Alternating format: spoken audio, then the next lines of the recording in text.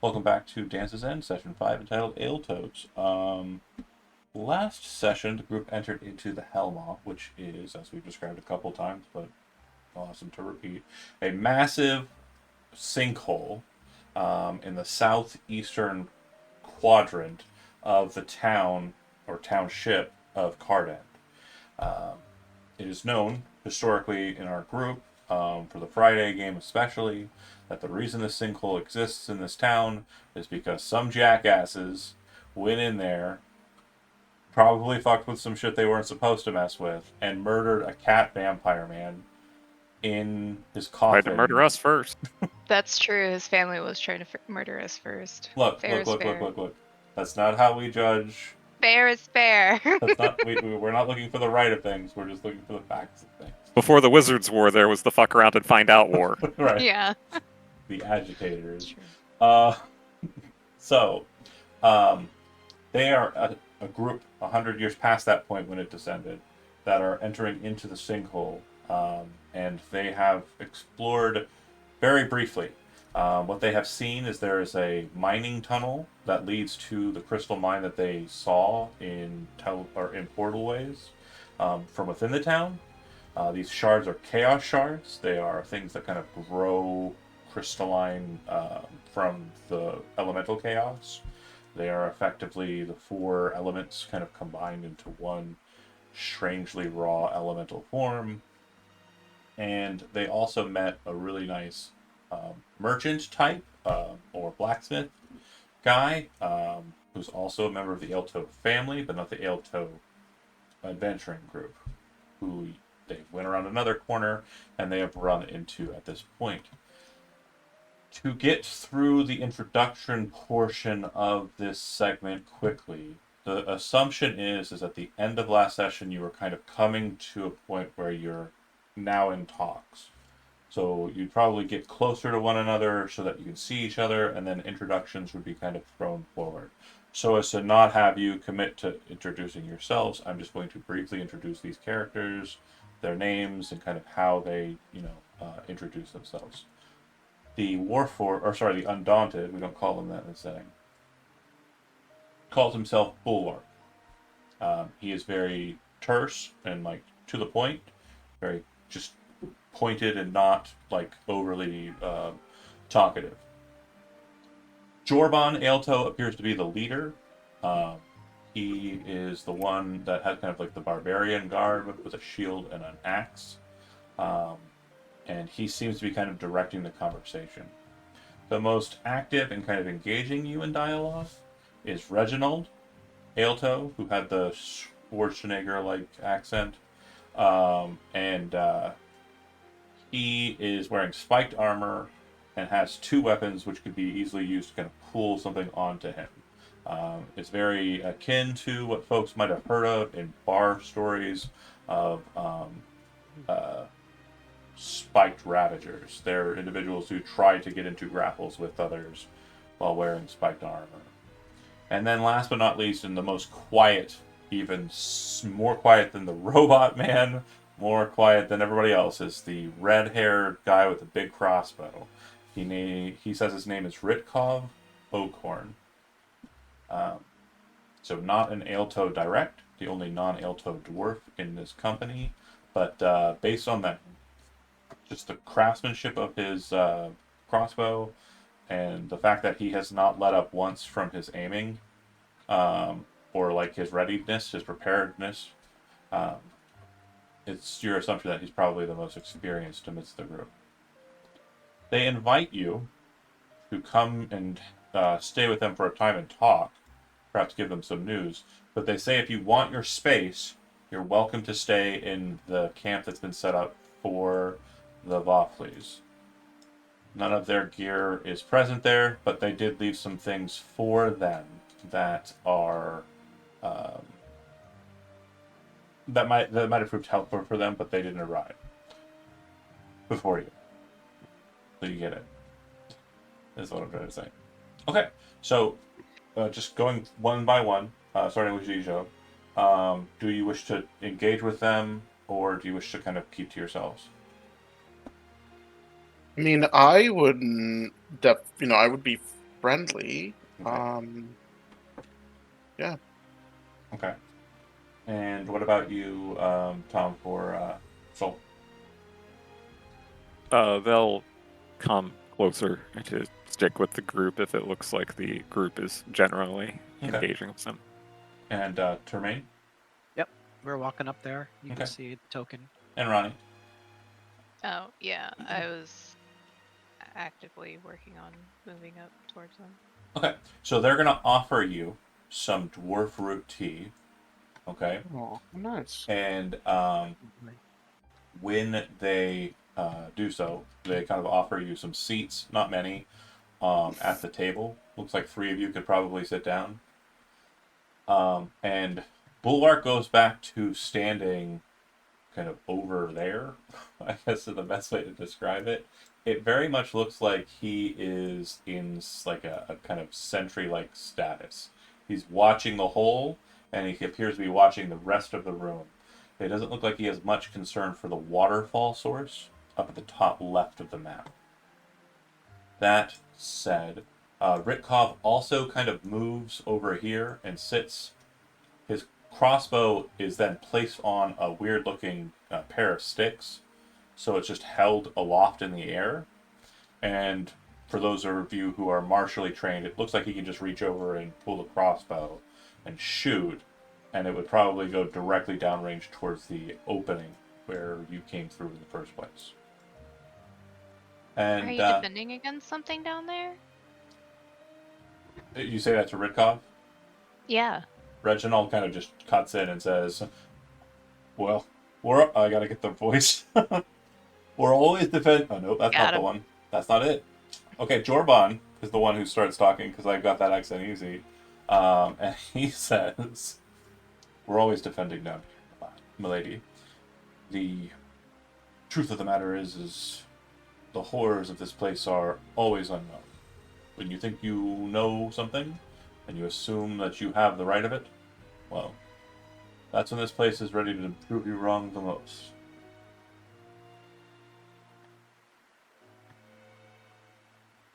He That's really good to know. pours the tea, and Reginald kind of stands near the space, leaving the other space for someone to sit down if they want to. I'm gonna Tormain, you lean kind up of against this table. lean over at that table. You see that there does appear to be a map kind of settled under a pickaxe and a See sword. that? Yeah. And from what you can tell, you're not sure what it's a map of, especially if you don't read Dwarvish. But if you'd like, I do know Dwarvish. okay. So if you do speak Dwarvish, you'd see some notations regarding numbers and load counts. So it looks like it's a lot of just kind of in-work jargon on the map. If you have cartography tools trained, you can make a cartography tools intelligence check. If you don't have it, you can make an intelligence check. Okay. DC is different I for don't you have two. cartography. Yep. I do. But you're not at the map. That's true. It's a good map, Brent. Good. Good map. Boom! I got a 4. All right. So you don't know exactly what it is, but it definitely looks like some sort of interior space, not like a map of like rooms or anything. Looks like it's one specific room that's being referenced in the drawing. Okay. Okay. So And Good. and you said that you were waiting on the Bathnels?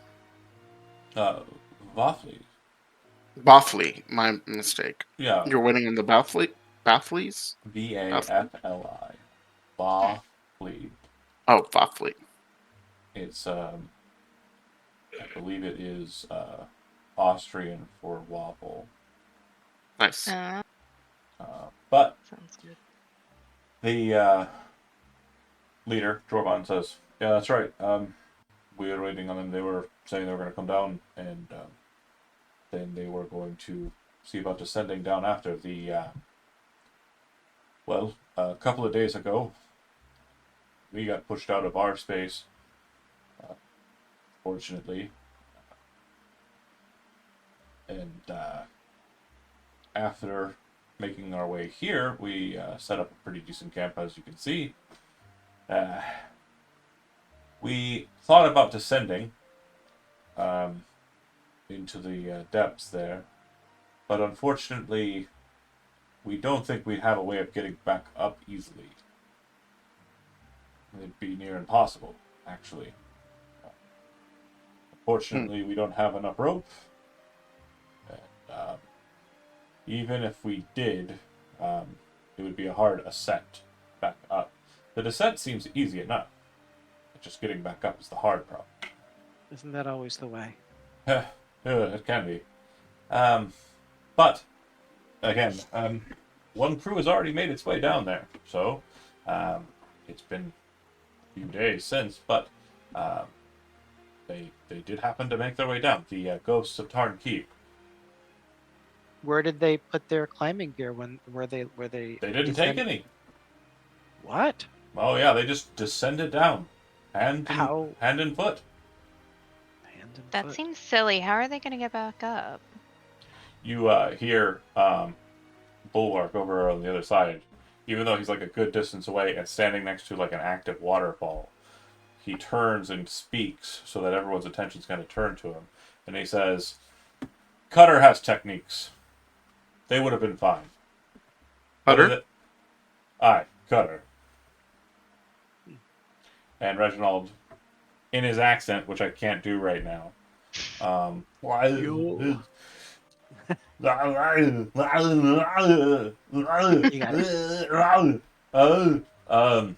Kado was his friend, yeah. He was a undaunted also. Nailed it. A wizard? No, Go ahead. no, big sword, yeah. Oh. Dragon sword. Oh. Dragon sword.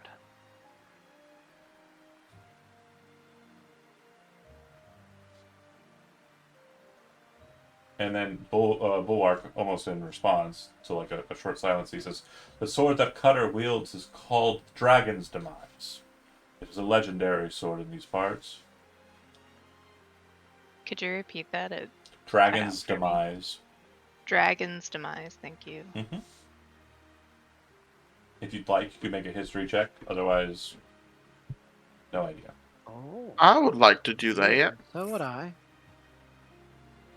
You go first. I've had Geez, I'm 24. not gonna break that one. Yeah, 20 was a DC, so solid far so good. Nobody else? Okay. So, Dragon's Demise is a sword. That is a Dragon Slayer sword. That was utilized during the Wizards' War. During a conflict with the Denisopin Wizard Witch Queen's master, and a number of dragons who flew in flight with Goldbelly of the Council. Dragon's Demise was utilized by the Queen, who had a number of different swords that she had at her disposal.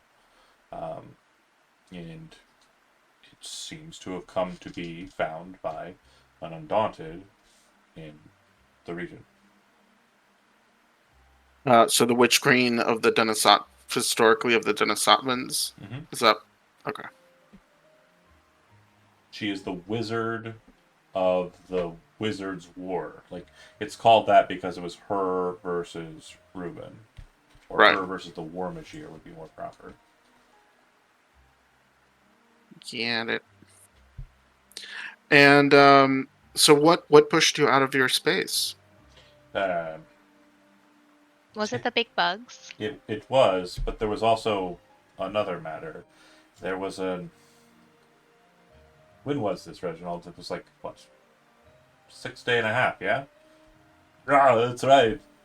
So, this large, fleshy orb with tentacles that had mouths at their ends, like dragons' heads and mouths, ascended up out of the shadows, and we started loosing what we could against it. Sorry, can you repeat what it was that emerged from? It's like an orb made out of meat, and then it had like a mouth and eyes, and then it had Did it- like tentacles or like big necks on the end of one of those, did it have a big sword that looked like it had a couple of runes near the base? Oh yeah, the elvish sword. Yeah, that's right. And then he says something in Dwarvish, and then he kind of, oh, excuse me, I'm stacionado. Mhm. And My Elvish is not so good. I understand. And it just showed up, went like a couple of days ago. He shakes his head. The leader. He says, no, it was more like 2 6 days ago, Reginald. To be fair. Oh yeah, time has been flying by. We haven't seen the sun in a while. And then Jorban shakes his head and says in Dwarvish, so Termaine, you're the only one who catches it. He says, Hill Dwarf. Like as an insult to Reginald. Even though they're brothers. Hmm. Or related in some way. They have the same last name. Um, so yeah, he says it's been like 2 6 days. So 12, upwards of 12 days. If not longer, or slightly shorter. Do things from below climb up the hole? Ridkoff will kind of like, you see him kind of sitting on the bag and the boxes, and it looks like he's taken to smoking a pipe, and he says, "They don't climb. They fly." So things come from below, fly up out of the hole? Yep. What are they? Well, What it they just look like? depends if Just you're lucky or depends. not. Jorman shakes his head. Master Knight, the things that come up from below are usually um, creature known as Grell. They are like brains with tendrils that hang from their bottoms, beaky like structures. Whether they actually serve as mouths or not, I can't say. Hmm. Aberrations.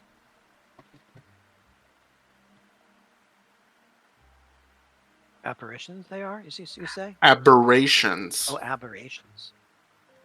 I don't know if I've ever heard of this thing. How do you spell that, John? Aberration? No, Grel. Grell. Oh, okay. Um, do we know anything about Grill? Redcoff laughs. They hate explosions. Oh, I see what it is. Okay. Hmm. They It turns out elves do too. Redcoff starts laughing. Reginald kind of like smiles and kind of covers his face, and Jorban kind of like quickly turns and looks at them both, and they both stop laughing.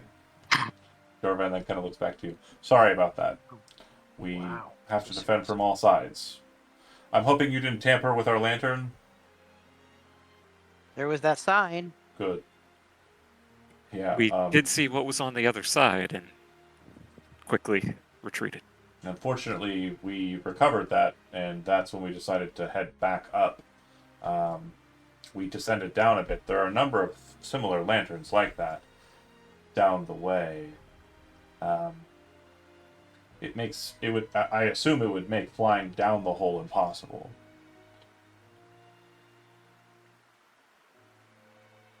That would make sense.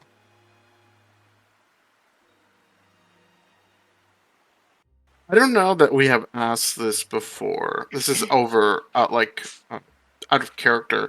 Did we ever talk about teleporting in and out of here, and whether or not it's possible? It's never been asked. Probably should have asked that. I mean, not that we have access to spells or whatever, but just Sure. If you want to do curious. some research onto it, the best place would be up above in The library. library. Mhm. You could Okay. also ask people who might know. The dwarves don't sound like they'd be terribly keen on Yeah, magic. they're not real magically. The only one who might be is Bulwark, and you're not sure how that would work.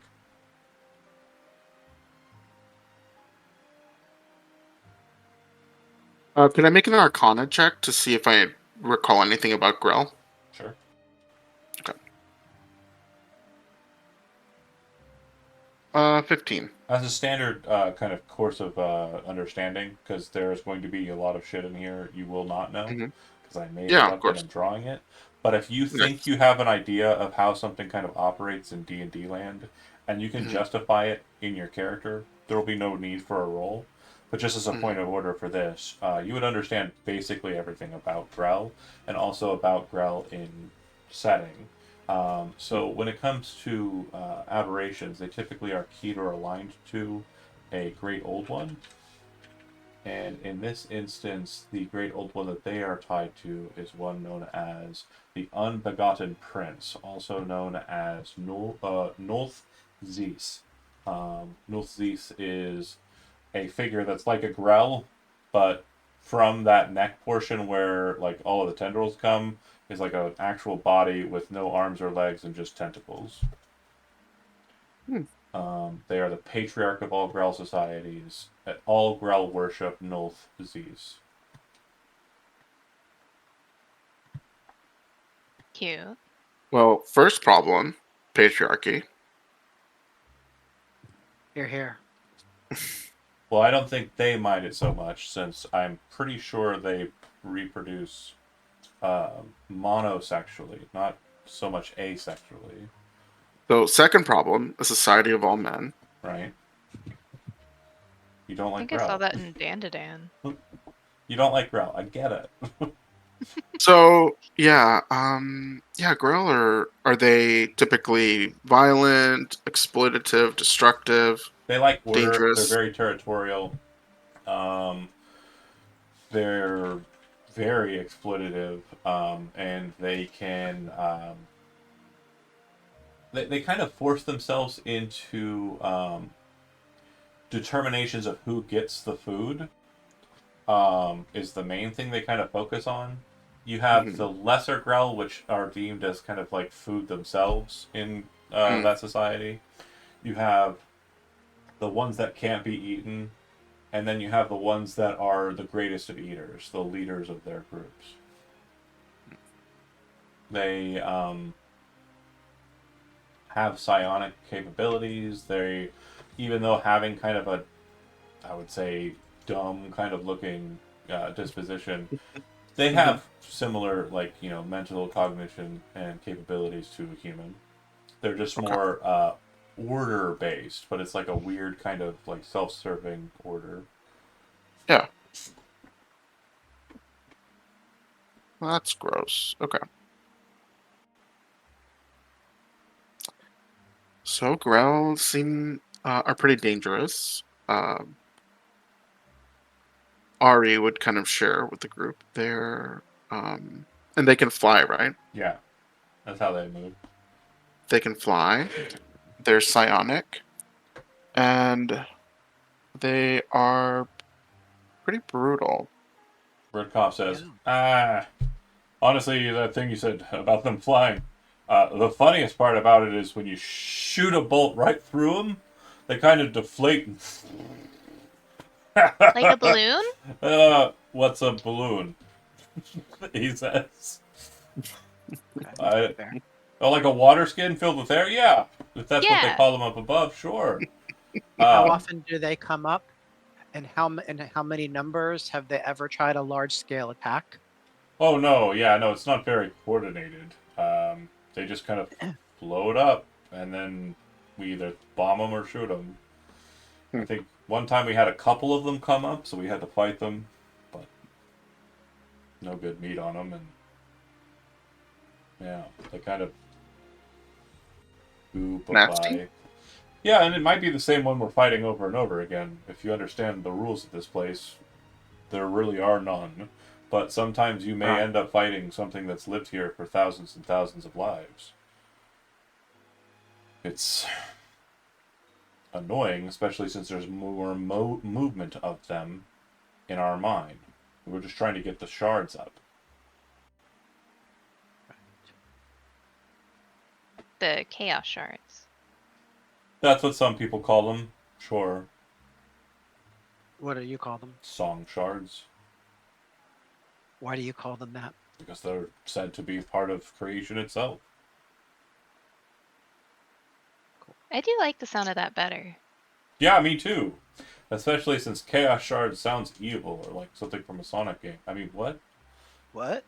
I've never heard of that before. Me Don't neither. say I don't know that. why I said it. I Well, think no I'm being. balloon, but Sonic game. I know Sonic. I've never heard of a balloon. They could have hot air balloons here. He could be a Zoomer. Could be. Could be. Zoomers famously have never seen balloons. Yeah, why would they? It's too scary for him. Well, if you wish to stay here, I don't think it's too late. We're just kind of waiting for the Vothleys.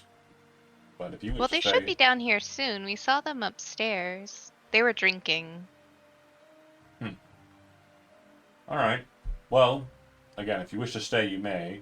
If you wish to descend, I say do so at your own peril. Fortunately, we have no means of getting you back up, and we really don't know what's down there. However, there is another adventuring company down there, the Hounds. I'm sorry, the Ghosts of Tarn Keep. So they, if they are still alive, might be able to assist you. Well, I'm not Go ahead. a fan of going down without a way to come back up for sure. Yeah, because you just get stuck down there. Mm-hmm. It's an I uncertainty. can't be certain how teleportation magic works down here. Doesn't. Oh, it doesn't? Oh, yeah. So, from what we were told by Lord Tefris, any attempts to scry into this space, they warp the viewer's vision because this space is always shifting, but never shifting. It's also the case that if you attempt to teleport into this space, you just disappear. Then If you you're- get stuck in a wall? We don't know what happens to the person. Spooky. Bulwark says, Master Blaze Hatchet believes that they are encased inside of a prison deep within the depths of this space. He said that he watched an individual attempt it and paid close attention to what happened during the casting. That's the only information I have on the matter. Jorban says, yeah, that. I don't really do magic. Well, How much rope do you have to insight. spare? Why? You want to go down?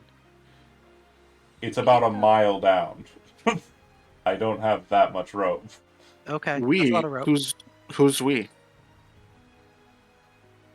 Romaine Me, raises his hand. myself, and I. We, Us. all of us. Us. I believe they call that the royal we. That's right. Mm. See, I've Reg- heard it work I the know, other Ari, way. but we I need to talk about this. But this seems to be a real danger. Reginald will say, I like his spirit. Very good. Jorban would nod his head. Well, if you wish to. Like I said, if you can catch up with the Ghosts of Tarn Keep, they function as the Lord sanctioned for the mayor himself. So they should be helpful to you. They are good folk, conglomerate folk. If you wish to stay here and remain with us, the Vothleys are coming down here for purpose. We wish to clear the area near the entrance of the mine of the ticks. That's what we're calling them, right? Bulwark says, yes, ticks. They The do actual, look like really big ticks. the actual name is a bit of Arcanist tongue's nightmare, so we'll leave it at that. Ticks they are. Yeah, so ticks. We want to kill a lot of them, especially on that main island, with the big one. There were a lot. And that's our goal. But you're here, and if you're capable, We can help. we'd love to get started as soon as possible. Do you have more explosives prepared for them? Redcoff looks over at you. Yeah. Why? You want some? Sure. Gestures for you to come over. You go over there and you look at this little tent. Like there's like this little thing right here that looks like it's like a small little just like tent for like an animal or something. And he lifts it up, and inside there's just like 10 sticks of dynamite and like 5 of the cartoon style bombs. Oh my gosh. You can have a Nice. couple. Your pick.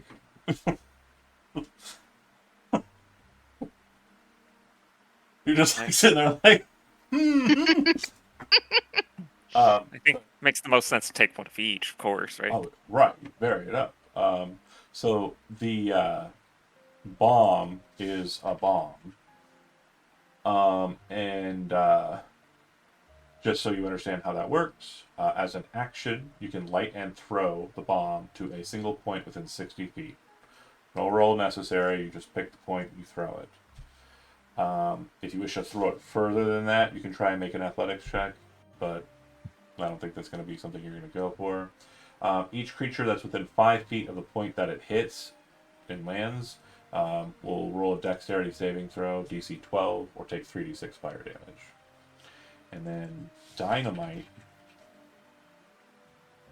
also in the Dungeon Master's Guide, not the new one, but the old one.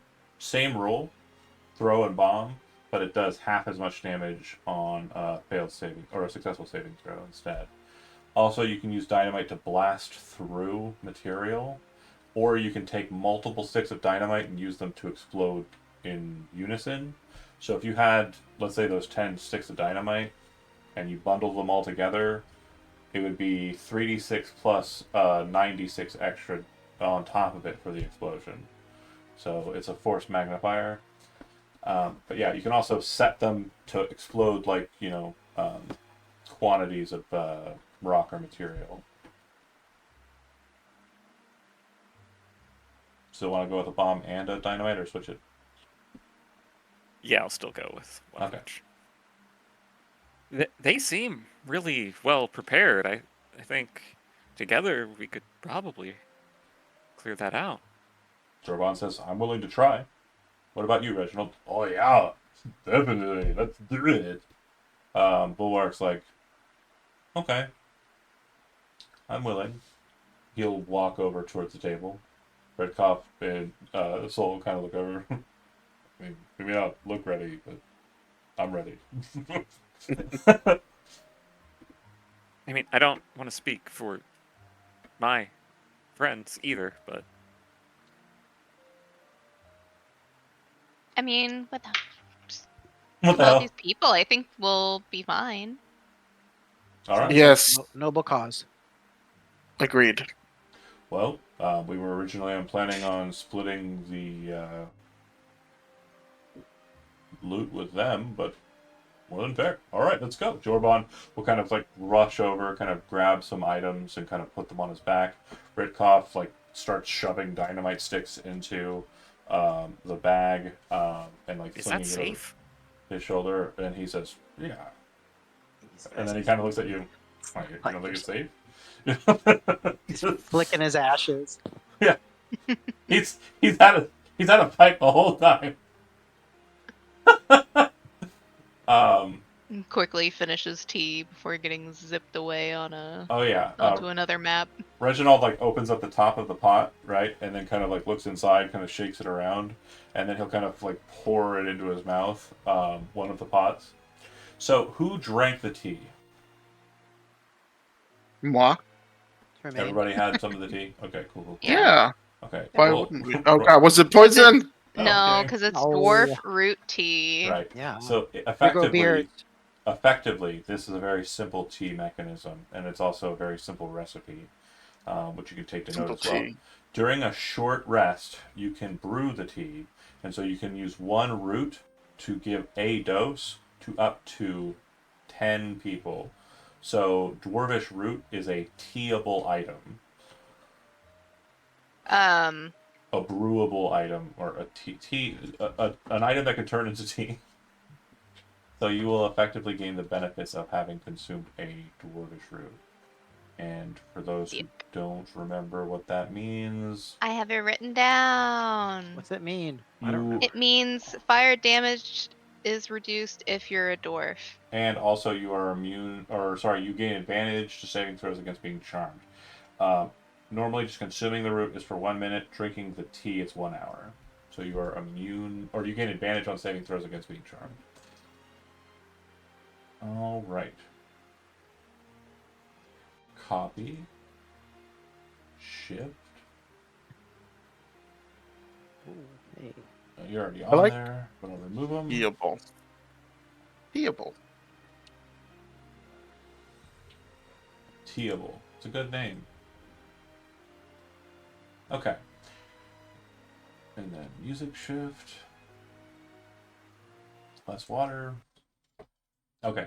So as you're making your way there, it's kind of like a very they're very martial individuals. They move kind of in kind of a fixed formation. You can tell, Ronnie, that Redcop, unlike you, is not like a forward scout. He's kind of standing in the back of the party and he's watching, but you can also tell that he is like seeing past them because dwarves have 120 dark vision, and he's basically watching the line from the back instead of like you do when you kind of lead from the front. But you're both serving the same purpose, is what I'm trying to kind of denote. Yeah. Reginald, Jorban, and Bulwark move in a. It's basically a V at most points, with Bulwark in the front and the other two right behind. But when it gets to a more narrow cause space, Bulwark is in the front, Jorban, then Reginald. You move up to the lantern, and they kind of stop you for a second, and then Bulwark kind of shakes his head. I hate this part. And kind of lays down on the ground and places his sword on his chest. And then Reginald grabs one side of him, and then you see that Jorban grabs the other side of him, and then they walk past the Orvo lantern. You can actually see the Undaunted kind of like twitch for a second, moving into the light as he's completely powered down, as he's a creature of magic. They move past the lantern, and then he comes back to life. He says, Spooky. if we're doing this, and Jorban says, if we're doing this, there's no retreat. If you run, you'll either answer to me, the lords, or the gods. So understand, you will pay if you try and flee from us and retreat without us. Scaredy cats. Don't be punk bitches. We got this. Don't worry. Absolutely, we've got We're this. we're a battle-tested group. In that time too, like the walk over takes about 10 minutes. Jorban will basically just kind of be talking and telling like a really inspiring tale about how a maiden, a farm boy, and the master Blaze Hatchet himself descended into dark depths and fought a horrific black dragon and buried it in the underwater pond in the depths of the Black Sphere. And so it's a very inspiring speech. You will gain, I know all about that one. You will gain 5 temporary hit points. Hell yeah. Nice. Noise. Which means his level plus his charisma modifier is 5. My favorite part of that story is when the holy light gets in that axe and they just.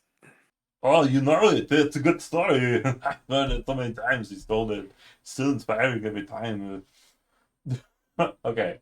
You get to this point and you can see on the opposite side that there's a very large divide.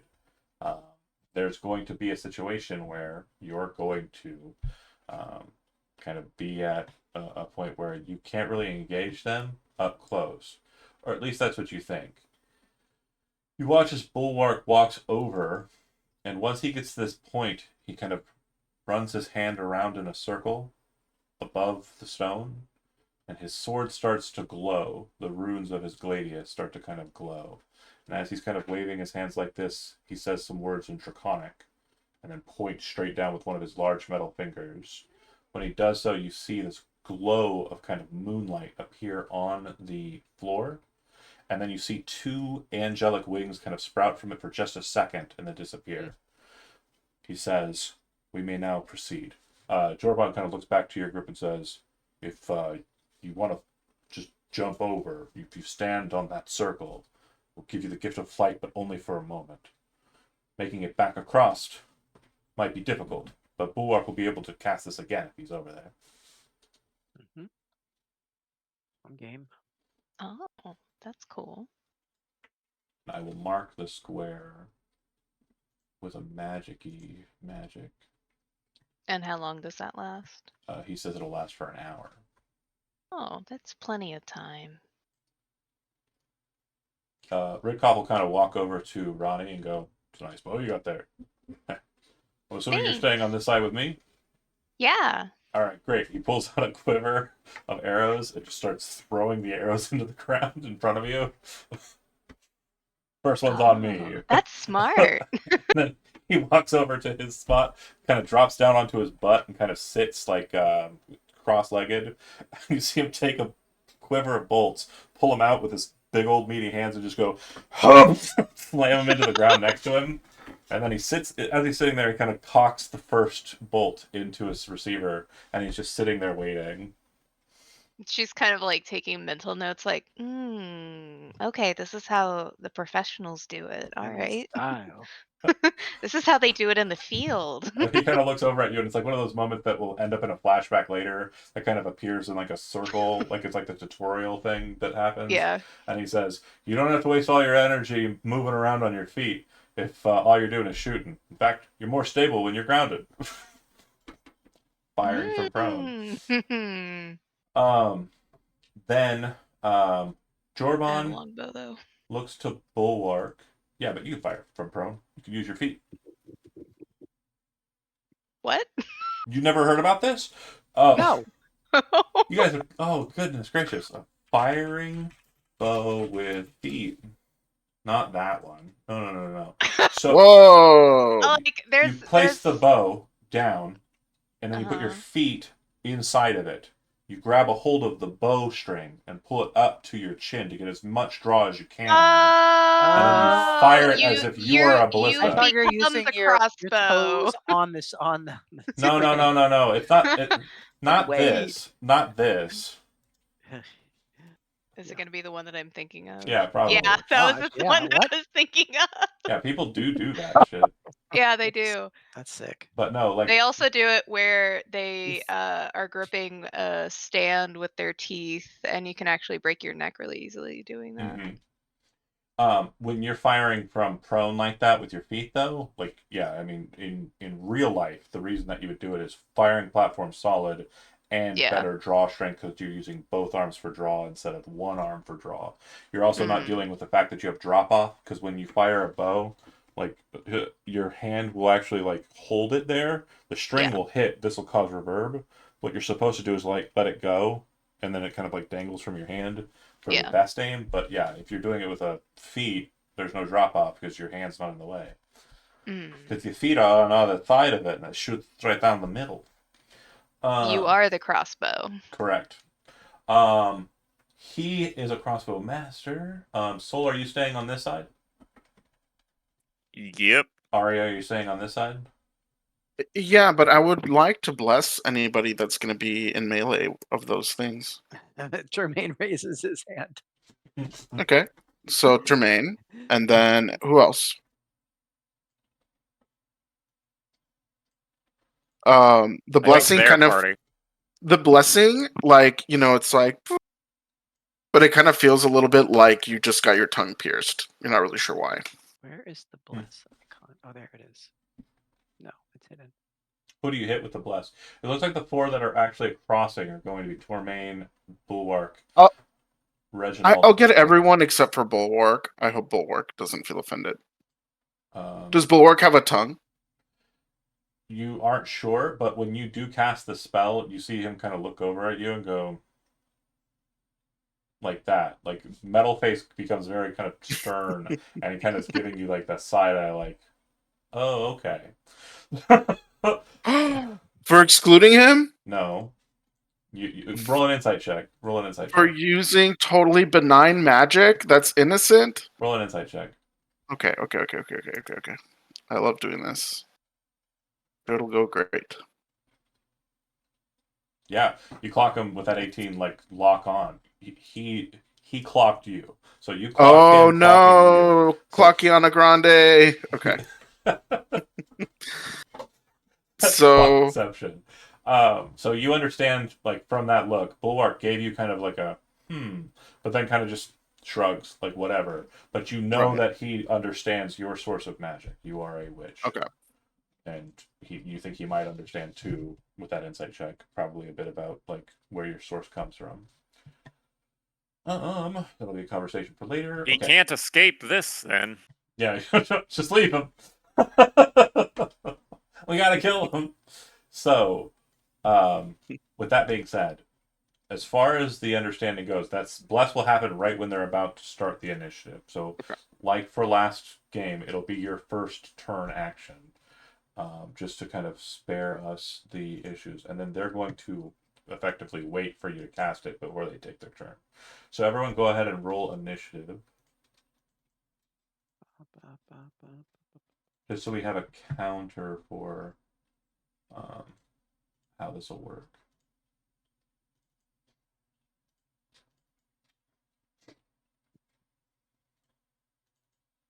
Oh wow, I rolled. That Great. roll, Tremaine. And then, all right. Okay, so Jorvon, Reginald, are basically holding, waiting for Arya to cast her spell after she communicated she wished to cast that spell. Okay. Soul, you are up next, and I'm going to go ahead and start the music light. As of right now, in this moment, they have not initialized, so they are not in a fight. The only reason we're doing the counter is because we're setting up an expectation. You're going to be entering a fight. So with that being said, how would you like to proceed in your first turn? Second. It's a bonus action.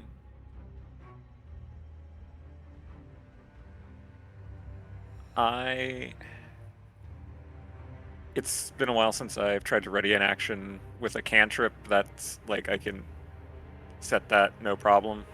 I know that if it's a leveled spell, like I would burn Yeah. the spell if I didn't Yeah, trigger cantrips it. are at will, so you can definitely just let it, like, yeah, you can ready it, and if it doesn't trigger, you can just be like, okay, fine.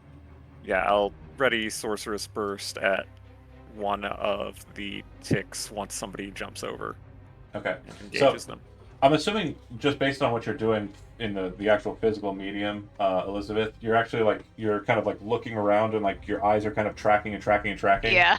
So you actually feel like a dwarf hand kind of slap you on the thigh, because I'm assuming you're still standing and he's like seated, and he looks up at you, and it's just like a backhanded swat against the side of your leg.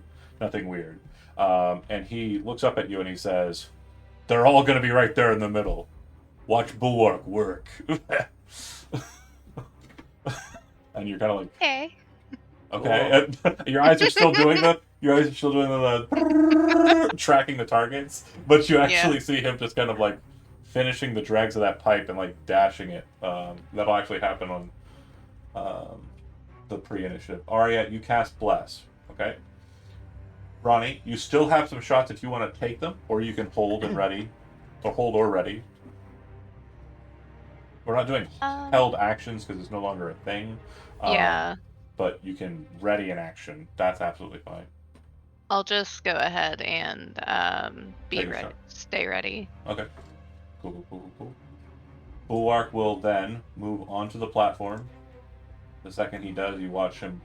Oh, I'm moving the platform. That's funny. That is hilarious. Well, Yeah. he's going to be all by himself now. Damn, that's going to be tough. I'm going to move this to the map layer since it's not movable. So he steps onto it. You watch him kind of lift off the ground and then kind of ascend forward and upward a bit. And he flies a total of 65 feet and lands there. When he lands, you see him start muttering and kind of holding his hands kind of close to his chest. Looks like he is readying some sort of spellcraft. Does he move at all? He lands and he holds there. Okay. Tremaine. Can I control my landing so I don't hit him? Yeah, absolutely.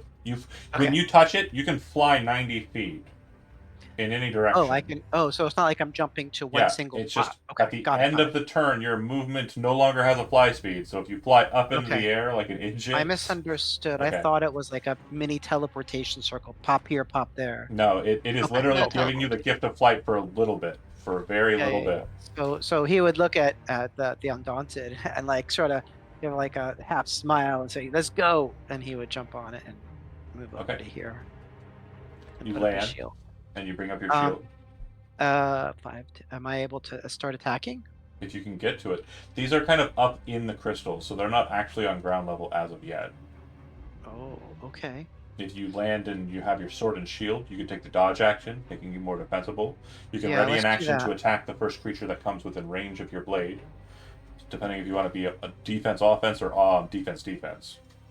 Hmm.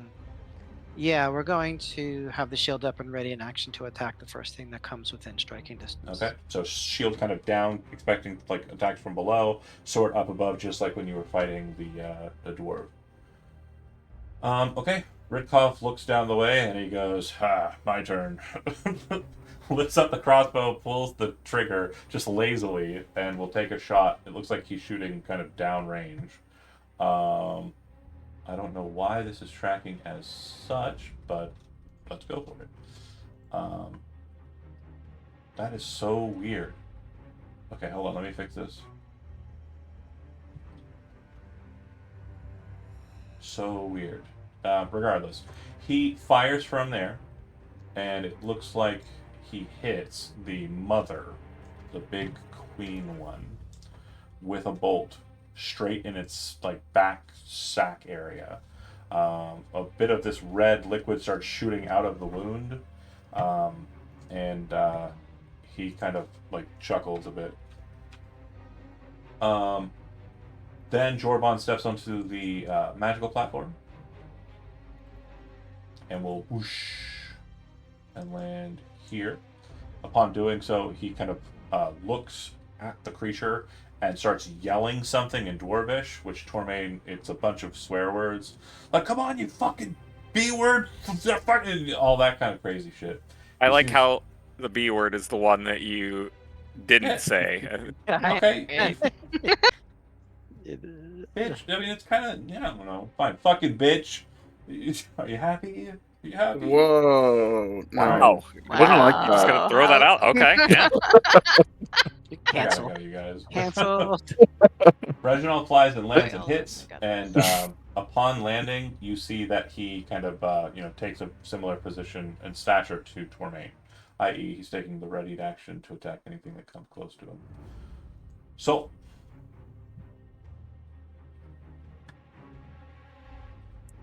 I am going to move on to the Bloodstone, but still ready Sorcerer's Burst for the first things to approach the group. Not trying to blow up any of their plans yet. okay, Arya. Oh God, I'm gonna have to be the first one to draw blood.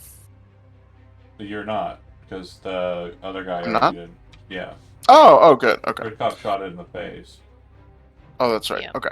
So in that case, let's aim at this one, and I'm just gonna hit it with a fireball.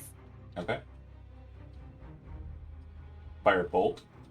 Firebolt. My apologies. I was like, fireball. Revolt. Damn, alright. 5 damage. Okay, so you fire forth a burst of flame. It hits the creature, and you watch it kind of break against the crystal. The creature kind of detonates with fire and is little more than just like a dark stain on the crystal itself. Aww. The crystal itself starts to bleed out a bit Oh. from the crack, Oh no. and then That's me turn. you hear on Tormain, you hear on your side, Jorvon say, "Ah, fuck, they're not right." Ripe. Uh, Ripe. Yeah, done. Rennie, you're up. All right. We are ready, and we are going to shoot. Can I see this one? Mm-hmm. I will shoot that one with my longbow. 20. Okay. Which one were you shooting at? Hold on. I gotta move my thing. These one. Okay. And that's within your range, right? Yes. Don't worry about damage. You put an arrow right through it. They have 3 hit points apiece. Okay. And it just kind of like flies off of the crystal. No damage to the crystal, but it's basically just shish kebabbed on this. Just as you're about to kind of finish, Ridkoff kind of like says, "Hey, can you tell your... He's your brother, right? Can you tell him to move closer to the group?"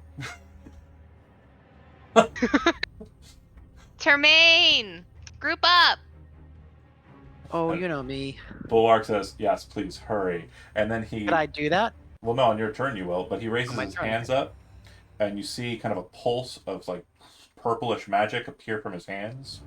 And when it does so, you watch as everything that is kind of near to him, or rather quite a distance away but near to him, is pulled off of the crystals and inwards towards the center space. Oh. Randy just goes, oh. Kirkup's like, right? Oh, that was too far.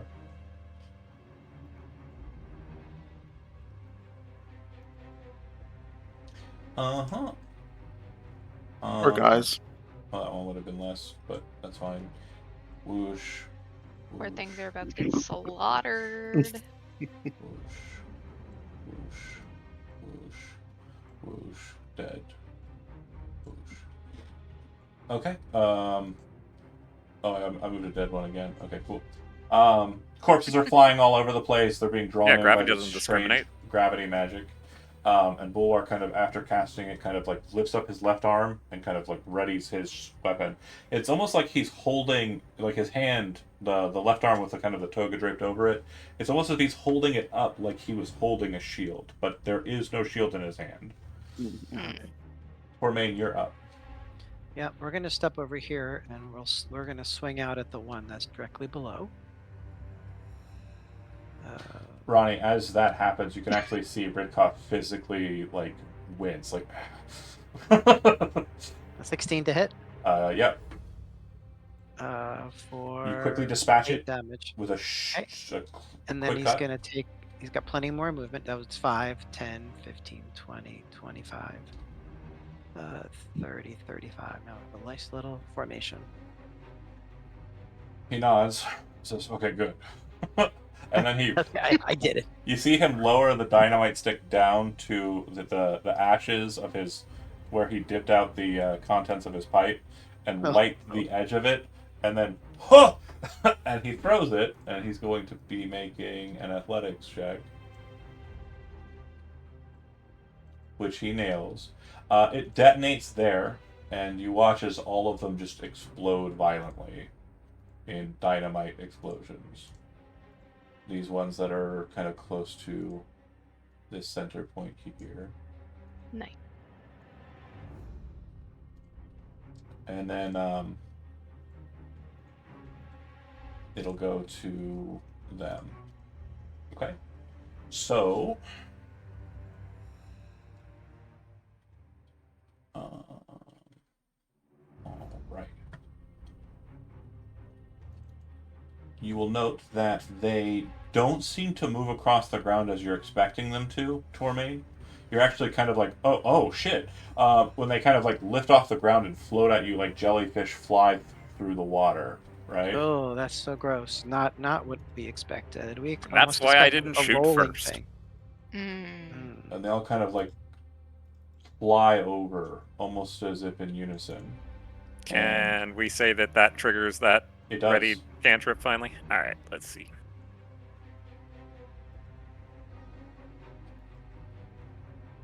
Pick one. The one that's closest to me and Termaine. Okay. That'll hit. Yeah, damage has got to be more than 3. 3 or more. Alright, your Sorcerer's Blast shoots directly through it. kind of lancing it down to the ground as it kind of flutters and almost kind of slams into Tormain.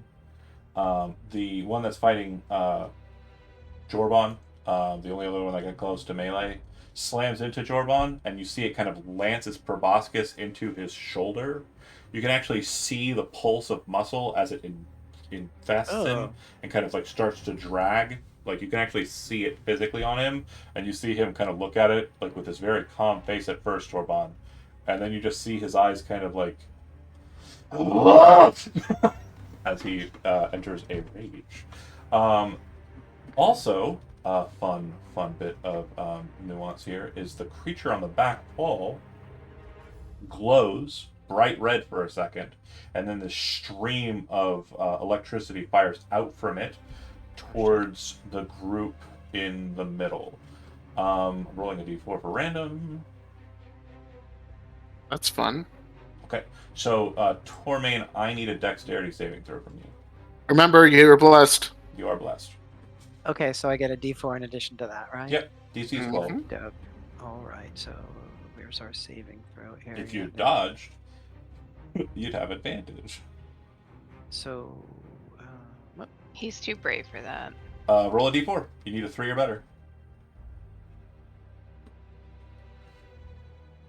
Nailed it. So Alright. by the blessings of the strangely Thank weird you, tongue feeling, Aria. you maneuver away from this lightning discharge that kind of slams down, kind of arcs up, and then kind of slams down in your space. Okay. That was the Queen and company. It'll go to Jorbon, who, as I mentioned, is raging. He is going to just absolutely obliterate the one that's on him. Yeah, absolutely. So what he does, with it is like he hasn't, he's got a shield on, and it's on the shield arm. He kind of just drops his axe into the sand for a second, reaches over and grabs a hold of it, and just pulls it. And you can watch the proboscis of a tick, and some of you folks know how hard it is to get them out of flesh. Imagine that on a macro scale, and imagine that he actually pulls it out, right? It is not a pretty sight, but as he's doing so, he's squeezing so hard the thing just kind of pops in his grasp. He then reaches down with his blood-covered hand or vitae-covered hand, grabs the axe, and then will move straight forward. He'll use a bonus action to technically rage. So then that's where we're at. Mechanically, Reginald will go. He not going to rage, but he rushes over. He's going to slam... Why are you drawing on my table? I picked the wrong tool. Oh no! And he will slam into this thing with his pick. You watch him slam down into it and kind of lance it in the back end, lift it up, and then slap it against his pauldron, and then pull his pick off as you see the tick is like barbed onto his pauldron. And he kind of and moves towards the next one. No extra attacks or anything. He's done. Sol, you're up. Alright, I am going to magic missile the 2 that are off on their own, and then this one over here. Can you remind me what the Bloodstone terrain effect is again? So it's for melee attacks Okay. and damage for like attack rolls. Regardless, just roll magic missile damage 3 times. I'm sure I'm going to roll 3 different ones, and it won't kill any of them. Yeah. We're good. 1 miss. 2 miss. Okay, which one do you want to kill, since it was kind of goofy? I'll kill that center one. Okay, the others are wounded. Jorban kind of looks at it as it just disappears in magic explosion, and kind of his eyes like filled with hate move towards the other targets. Any other things from you, Sol, or no? No, that's the one. Aria. I don't know if I'm crazy, but maybe I'm crazy. Could be. Are you jumping across? I kind of want to because some of my spells are like 30 to... The second Wait, you who's touch saying the second you touch the platform, Uh-huh. your movement is forfeited. Any walking speed is forfeited. You just ignore it. If it took you 30 feet of movement to get to it, that's fine. But all your other movement is forfeited. You then gain 90 feet of movement, and it has to be a fly movement. Mm-hmm. If you end that movement or you end this turn still flying, you fall at the end of the turn. Okay, so I'm gonna do that. So I'll jump here, and then I'll fly here, and then I will. Yeah, I can hit this guy. I'll Make a shoot that guy. make a perception check after you kind of land, because obviously your mindset is fly, bang, bang. You're kind of preparing Yeah, the spell as you're flying, but you're also still looking around as it's happening. I'm looking around. Let's see that perception check. It's not my best. 17. It looks like there are more of these creatures on this stone surface below Oh, you. good motherfucking Christ. Okay. And you'd also notice that it kind of looks like there's red glowing in the kind of misty spaces beneath in all different areas. You're like inside of a cavity that has these kind of rocks jutting up from it. So it feels like you're looking down into a very deep and cavernous space that other crystals are blossoming from in the other areas. Does that make sense? Yeah. Okay. You land. You cast. Yeah, well, I mean, as I cast, I'm going to yell, "Hey, everybody, there's more ticks down below." I'm going to shoot and aim for this one. Okay. And we'll do an Eldritch Blast this time. Nice. So that's this guy. 22 to hit and 4 force damage. And 4 damage, yeah. Dead ski. All right. Smashes it down into the ground with kind of like a sickening splat. Rennie?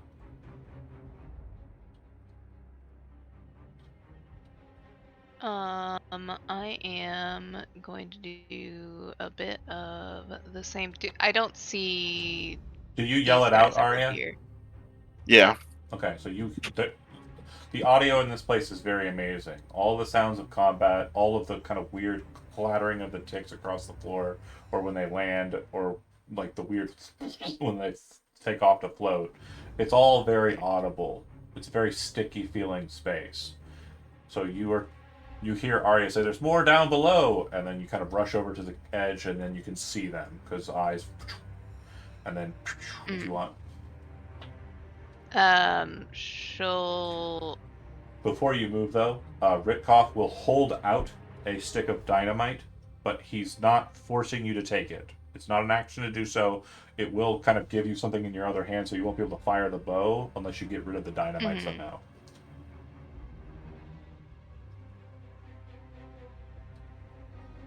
But if I move to the edge.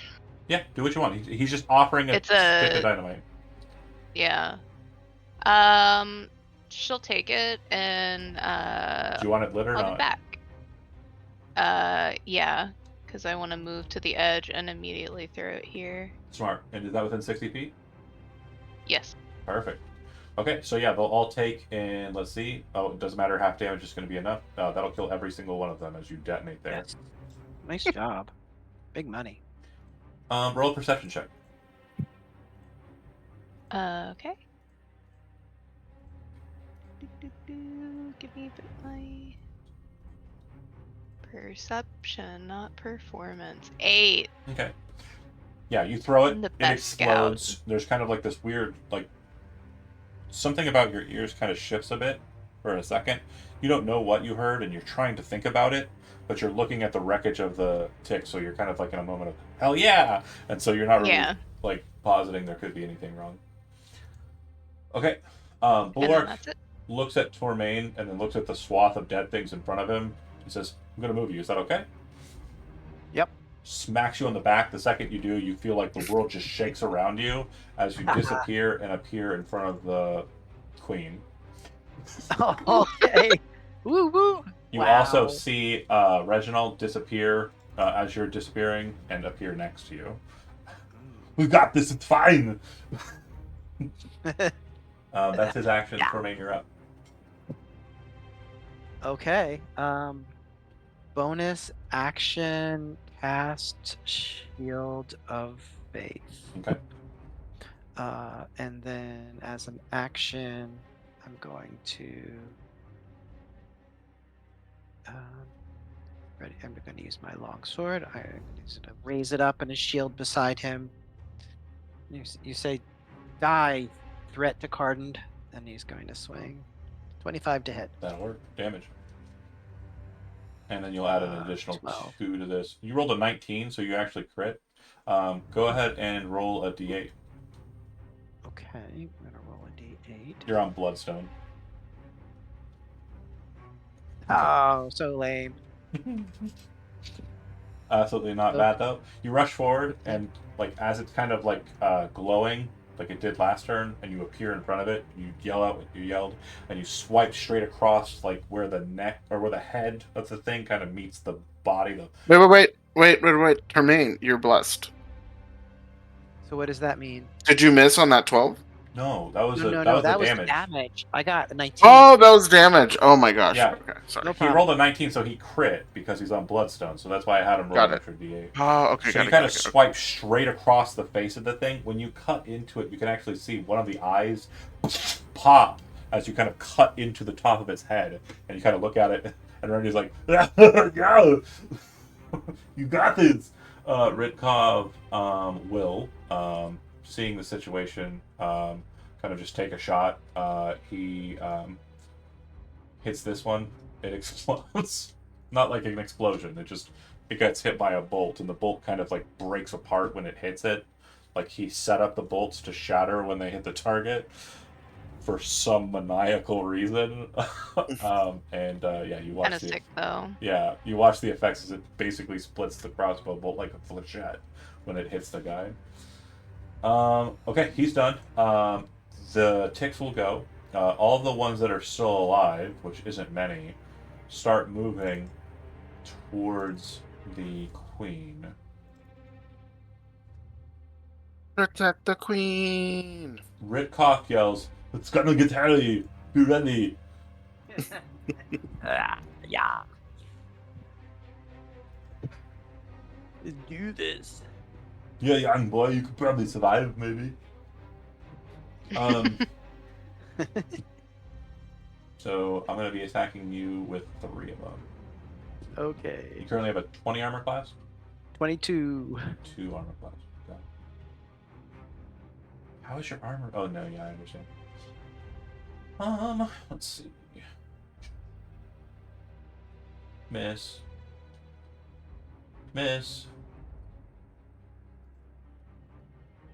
Hit. 22 on the nose. Okay, so damage is +2, so it'll be a total of 3 damage. And Actually, it hurts. it attaches to the target. So you feel it barb itself into your armor and your flesh. While it is attached, it no longer has to make an attack roll to do damage to you with its attack. And at the start of its turns, you're going to lose 5 hit points in just addition to its attack, because you're going to suffer blood loss.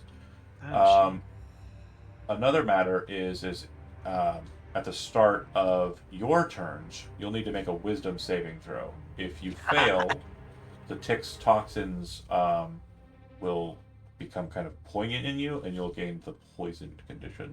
Oh boy. Yeah. Yay. Little bastards are not very nice. But yeah, you are effectively grappled.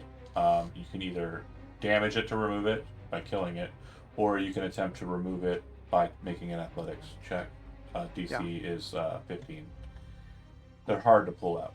I'm blessed. Let's see. The one that will be attacking Reginald will also hit, so he's going to also have a tick on him. Oh, I forgot how much this fucking thing's hard. Jorban yells, "You asshole! Bulwark, why didn't you teleport me?" I want to murder them. And he'll run his 30 feet. Because dwarves don't have 25 feet movement. And he Oh, just smashes his boot down on one of them, exploding it outwards. And then he looks at his axe and looks at the distance that he's away, and he's mad. You see him grab it, like kind of like roughly, and just throw it straight towards the queen. nice. And he hits. He crits. Jesus fuck. Um, holy shit.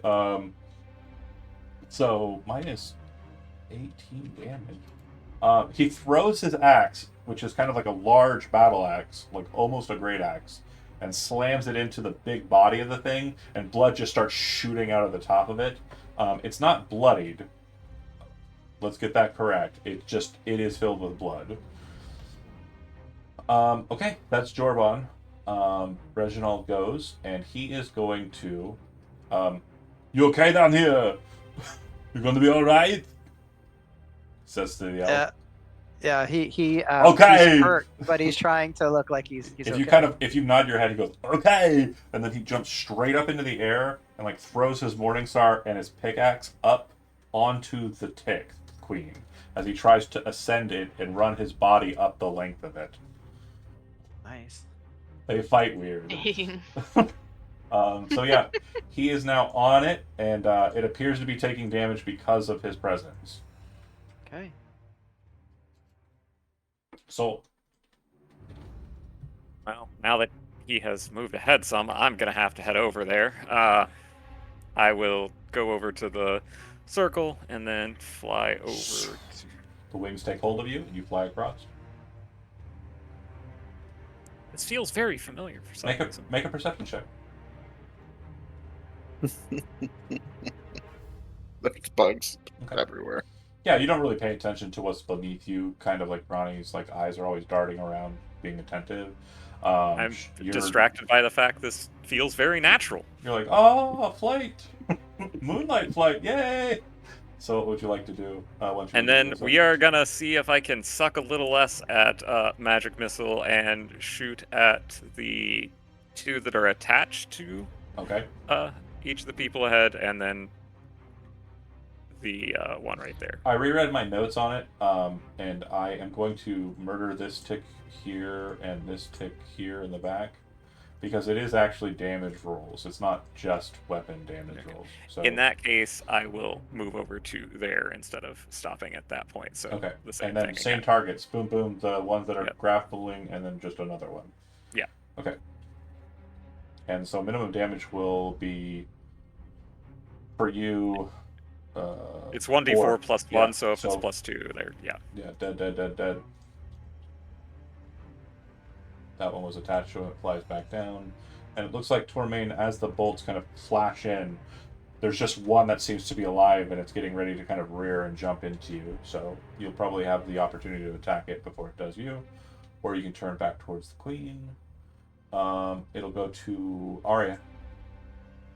Alrighty. I'll move here. Say here. I will lob a oh my lord, a firebolt at the remaining baby, Okay. and that's 6. Yeah. Okay, now I'm going to use a bonus action. I'm going to drop Bless. Bless, and I'm going to kick up Hex on the mom, and I want to target its strength, Okay. and that's my turn. Not a bad choice.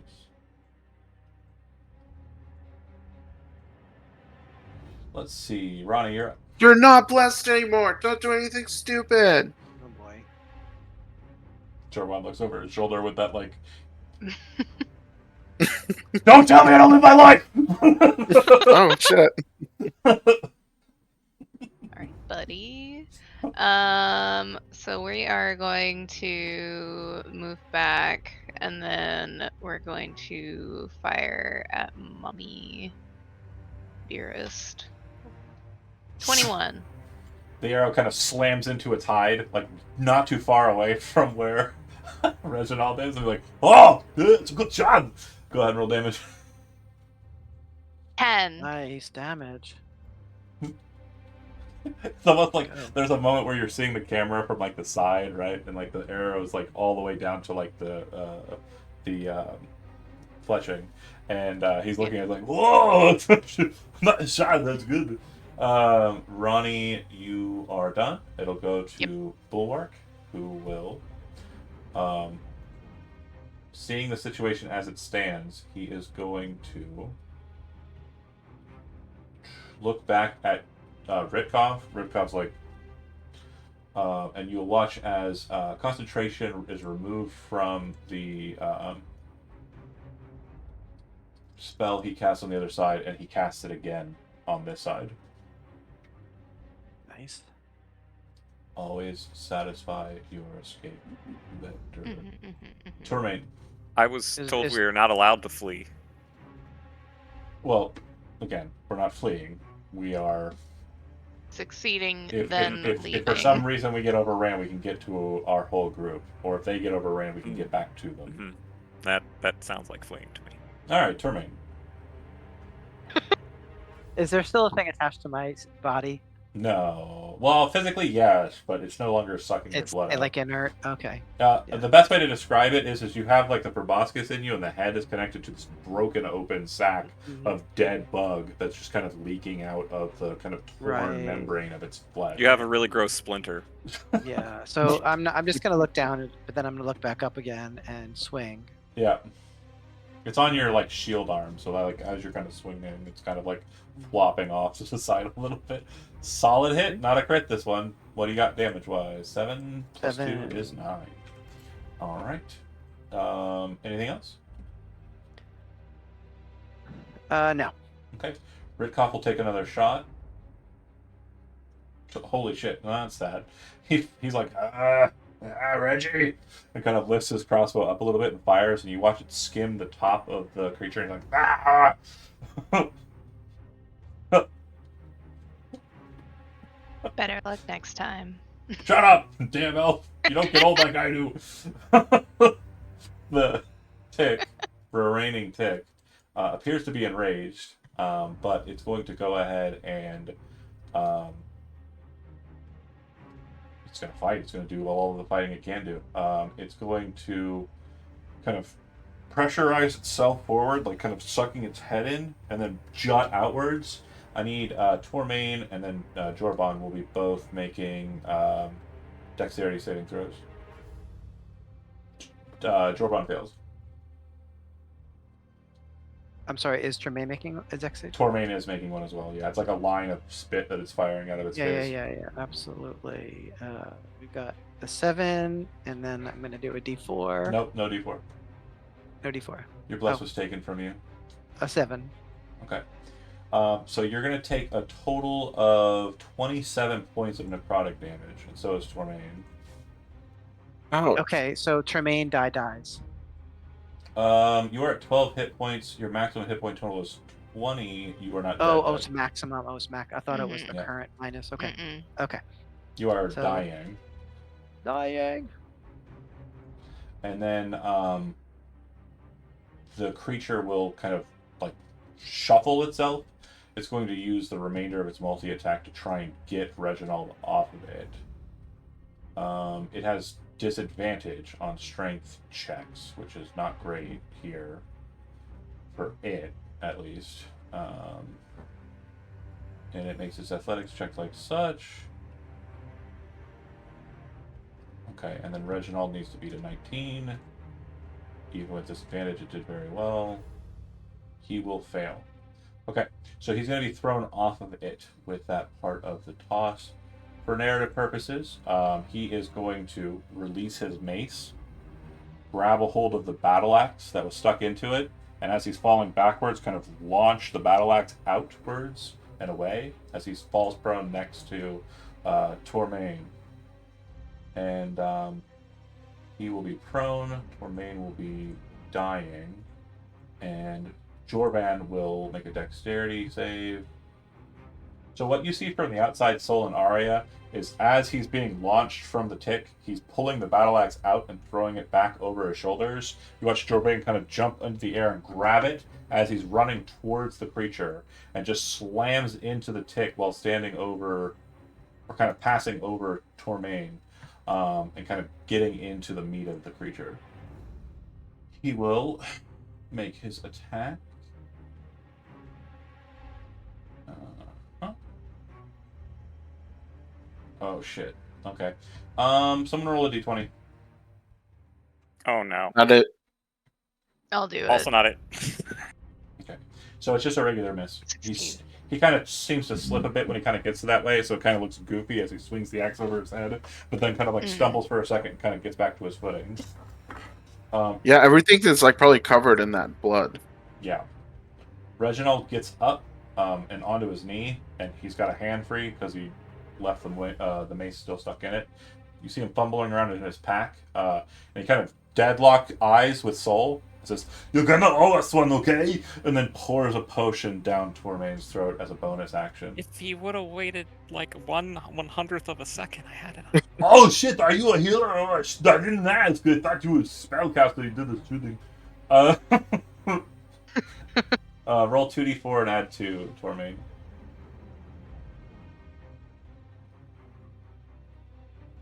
Hey, welcome back to buddy. Spread out, okay? God. He kind of moves over to the side, and as he's doing so, he takes the pick and slams at the creature. Reginald BRB. will. Okay. He'll miss. It bounces off what appears to be like a chitinous kind of segment of the legs of the creature. Sol, you're up. Well, guys, I'm not gonna be having to cast Healing Word. I'm gonna go with Sacred Flame on the big tick. Also a great option. It makes a dexterity saving throw, and by makes I mean it fails a dexterity saving throw. Go ahead and give me the damage. All right. Sol done. It'll go to Arya. Arya ratchets up the intensity of her Eldritch Blast and sends an agonizing blast out. 21. Hits plus X. So that's a 10. Oh, I have to roll for It's the already D4, included. right? It's already Nope, included. that's from agonizing blast. Your charisma's plus So 6. Oh shit. No, I rolled a 6 and then Oh. a +4 from I see. agonizing blast. I see. Plus another D4 Is for it D4 for Hex or D6? Hex. Hex is D6, so it's a 3. So 13 total. So why'd you roll a D4? I didn't. It's just a +4 for agonizing blast. Wait, okay. Help me. I rolled a 6. Work me through it. So you're adding your You could roll a d4 afterwards. you're adding your charisma modifier. That's not from Which is a agonizing 4. blast. Yes, it is. Okay. Then you rolled a 6 on the D10 for Eldritch Blast. Why are we rolling a D4? Because I have Hex cast. Hex does a D6 extra damage.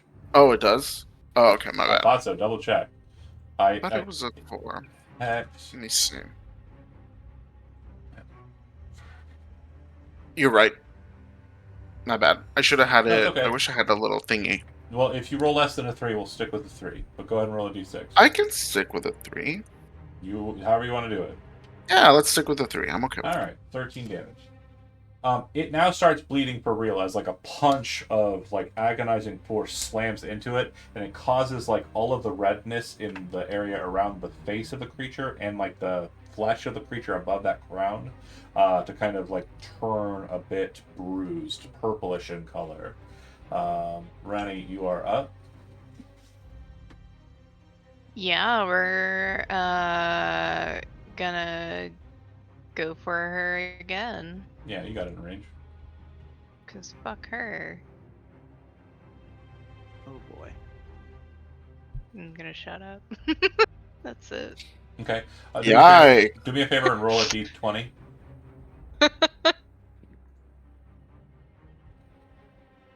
Okay, so let's check the fumble rules in the handout, because again, we are dealing with them live. Uh-huh. This is why you don't sass dwarves. That's right. True. Again, I think you two She's are just going to be. like, regardless of like whatever's happening, she just is looking down like, I'm sorry. Talk shit. Don't get the hit. I believe that is the rules of the universe. Okay. So, You're right. fumbles. When you roll a fumble, a natural 1 on an attack roll, you roll a fumble saving throw. On a result of 10 through 20, the roll is just considered a failure. On a roll of 2 through 9, you fumble. Your DM will put forth a circumstance that is bad for you, such as striking a nearby object or piece of terrain or becoming unbalanced in some way during the attack. This will cause your weapon or implement to become damaged. So as you pull back the string, you're kind of like, huh, let me show you how it's done, dwarf. And you kind of pull a bit hard, and you hear like a, and you're like, what? And then you let go, and you notice that the bottom portion where the string connects to kind of breaks inward a little bit, causing the weapon to now be at fine condition instead of normal condition. So the best way to track the damage conditions for your weaponry is in the name of the weapon, in parentheses next to it, just put the condition on that it's at. So for this instance, you will be moving from normal to fine. The weapon is serviceable, but definitely on the downturn. Yeah. Well, There's- it's a good thing I've just been using my regular longbow and not my fancy new one. Yep. Because they also break.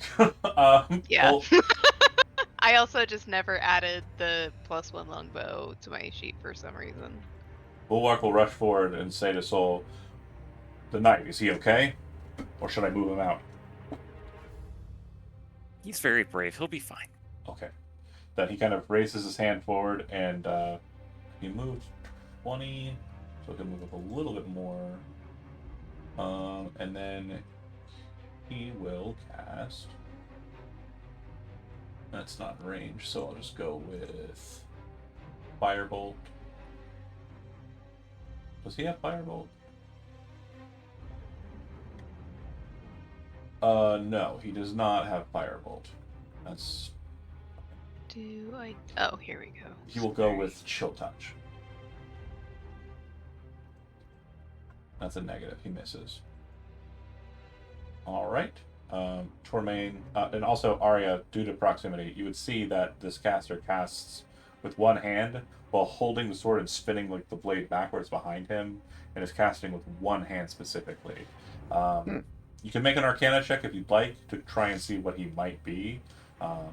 It's up to you if you want to or not. I always want to roll Arcana.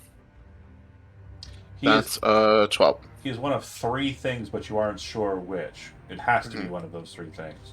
He's either a Eldritch Knight, a sword or a blade singer, or he's a sword saint, which is something that's more Ooh. NPC categorized. Cool. But you aren't sure which of those three types he is. Tormain, you're up. You're not actually up. You're prone. Standing up is half your movement, rounded down, so 15 feet. So we're going to stand up. We're going to bonus action lay on hands, and I'm going to spend all 10 points on myself. Okay, that's your action. It's a bonus action. For lay on hands? Mm-hmm. Wow. I'm looking in my character sheet. I don't not believe you. I just want to see it for myself. Sure. That's awesome. If so, So now it's 17. as an action, you can touch a creature and draw power. What? Yeah. Wait. Oh, that's the that's the SRD. For some reason, my rules stuff is Look. not showing right. That's not the 2024 rules. This is not? No, what I just looked at is not. Oh. As a bonus action, you can touch a creature. Okay, cool. Nice. Yeah, so he looks a little bit more refreshed, and he sort of grits his teeth, and he's gonna, swing again with this Okay. thing. Go. 9 miss. Okay. The chitin of the creature is a lot harder, so you kind of keep on swiping at the face and the body instead of like the big bulbous sack because you're not seeing There's much. like blood and sweat dripping over his eyes. So Yeah. Some of it's blood, some of it's like this like SpaghettiOs, like sauce, like colored stuff. It's just a mix of just the flavors, you know. He looks so cool though. He's trying to be heroic. Red Cup gives like a sturdy ha ha ha ha, and then after laughing at me. Oh well.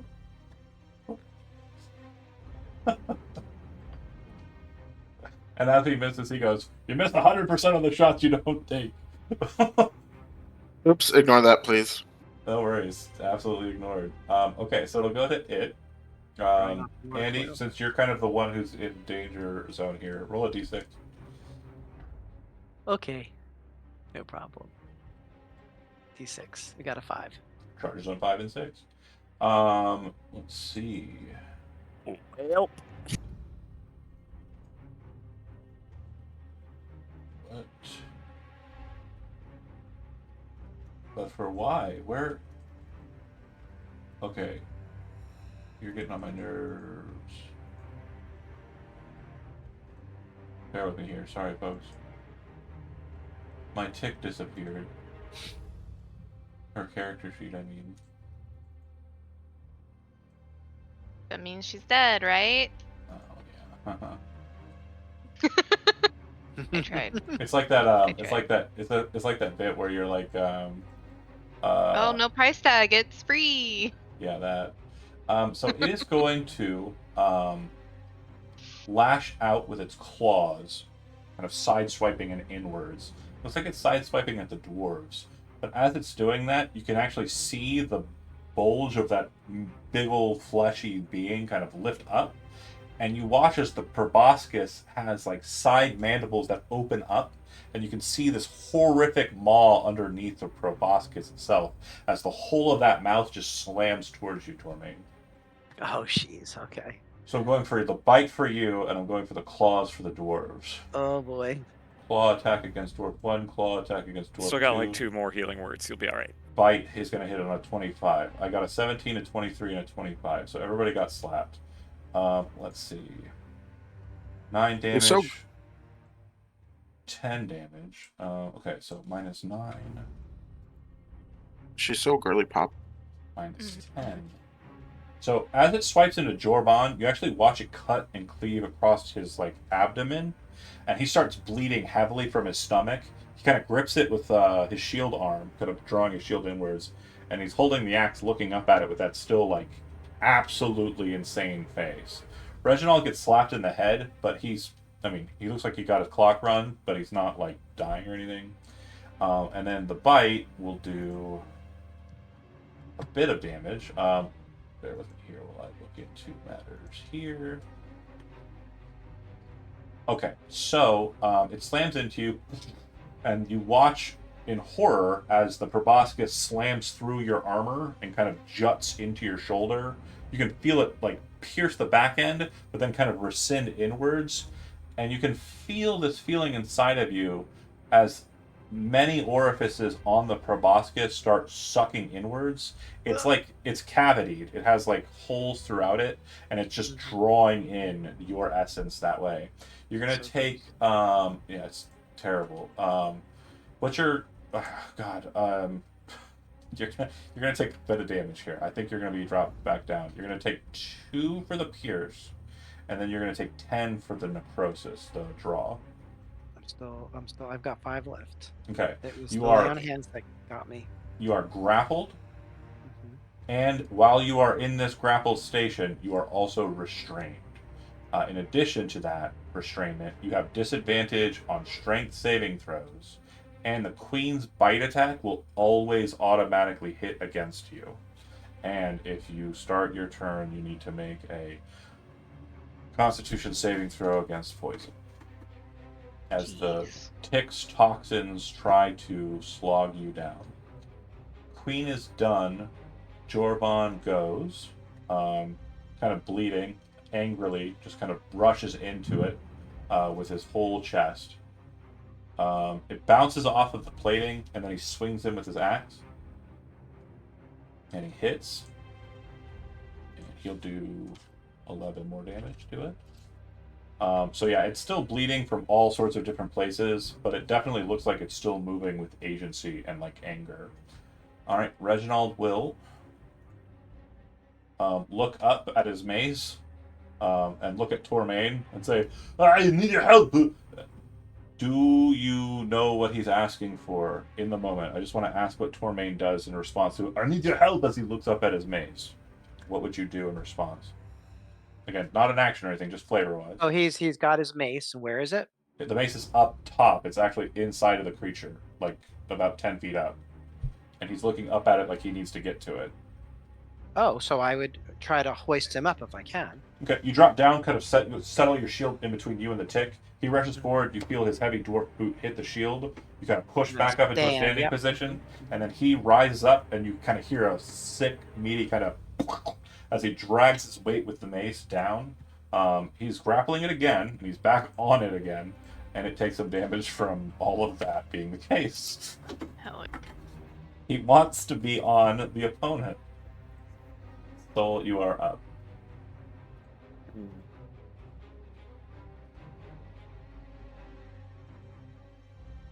Feel like the amount of damage that's gonna happen is gonna overrule whatever I do with Healing Word. So Healing Word is a get back upper, so yeah, save it until they're actually dying. I I want to gonna say real be- quick, your camera position, you're actually hiding behind your token on the screen. it's not safe right now. I don't want to be visible. I gotta be back here hiding. It's like the spaghetti gif. I will try to fire sorceress burst the giant tick. Okay. Hit. Okay. Too Slams bad it- the bonus damage on it doesn't count as the exploding 8 on the spell No, effect. it does not. But it will still take 9 damage then. It took 9. Arya, you're up. All right, so let's keep doing what we know how to do. We Eldritch will Blast. roll a blast. Hit. We will hit our damage. A Okay, bolt of didn't like want to. bluish energy, that. like moonlight power, kind of slams into it, not too far away from where Reginald's kind of like dragging down, and he's like, "Oh!" And then Eldritch Blast slams into it with like greenish energy. Oh man, it's like being really weird. He's like, Hold on. "Ah!" The colors. It's like a rave. What, the damage? My sheet is being a dumb jerk. That'll happen sometime. I have to reload. Let me reload. Okay, I'll wait for the damage. The damage won't kill it. There's Okay. no way you can do that much. Alrighty. Ronnie, you're up. We're gonna go for it again, but we're gonna hit it this time. No, you're not. So as you shoot it, you're kind of like over analyzing, and you focus down on like the tick body, and you shoot between Tormain and Jorban. And when it hits it on the chitin, and you can just watch your arrow kind of shatter and fly away. Yeah. Bulwark will She's gonna grumble. move forward 30 feet. That was more than 30 feet. You should be here. And when he gets there, kind of annoyedly, he just kind of rushes forward, throws his magic. Misses. All right, so Tormain.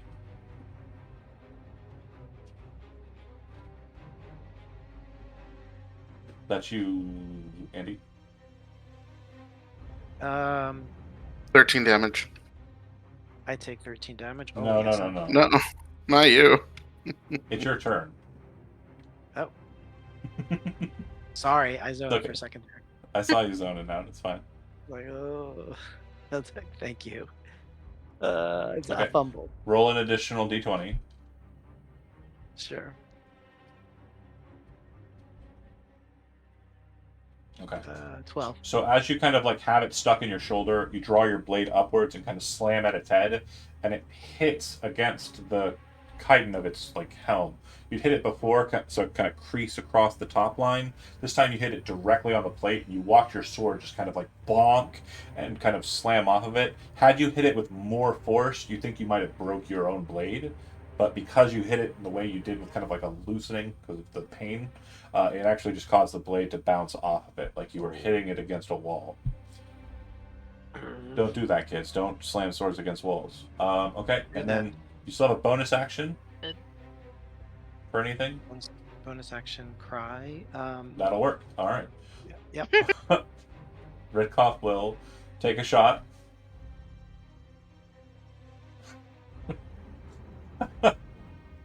You see him kind of like, after shooting, he fuck! Throws the crossbow to the ground, gets up, and seems to be rustling through his pack.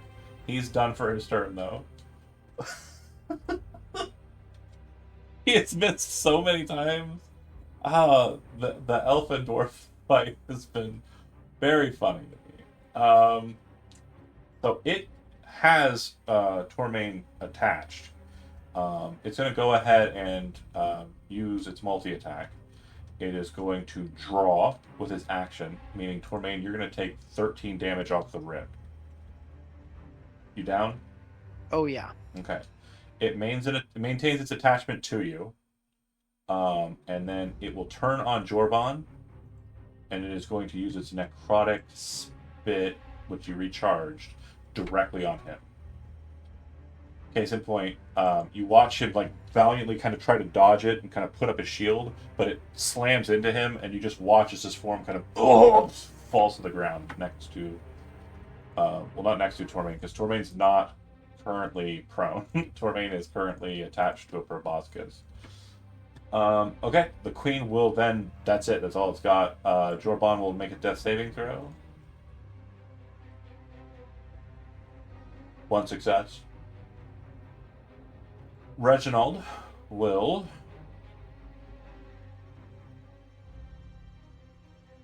hell yeah. Okay, so I love when shit like that happens. He drags himself down the creature again and kind of makes it to ground level and then drops down. He is going to have used his action for the damage application, and so he's done with his turn, unfortunately, for the healing purposes. Soul, you're up. All right, bonus action, healing word on Jermaine. Okay.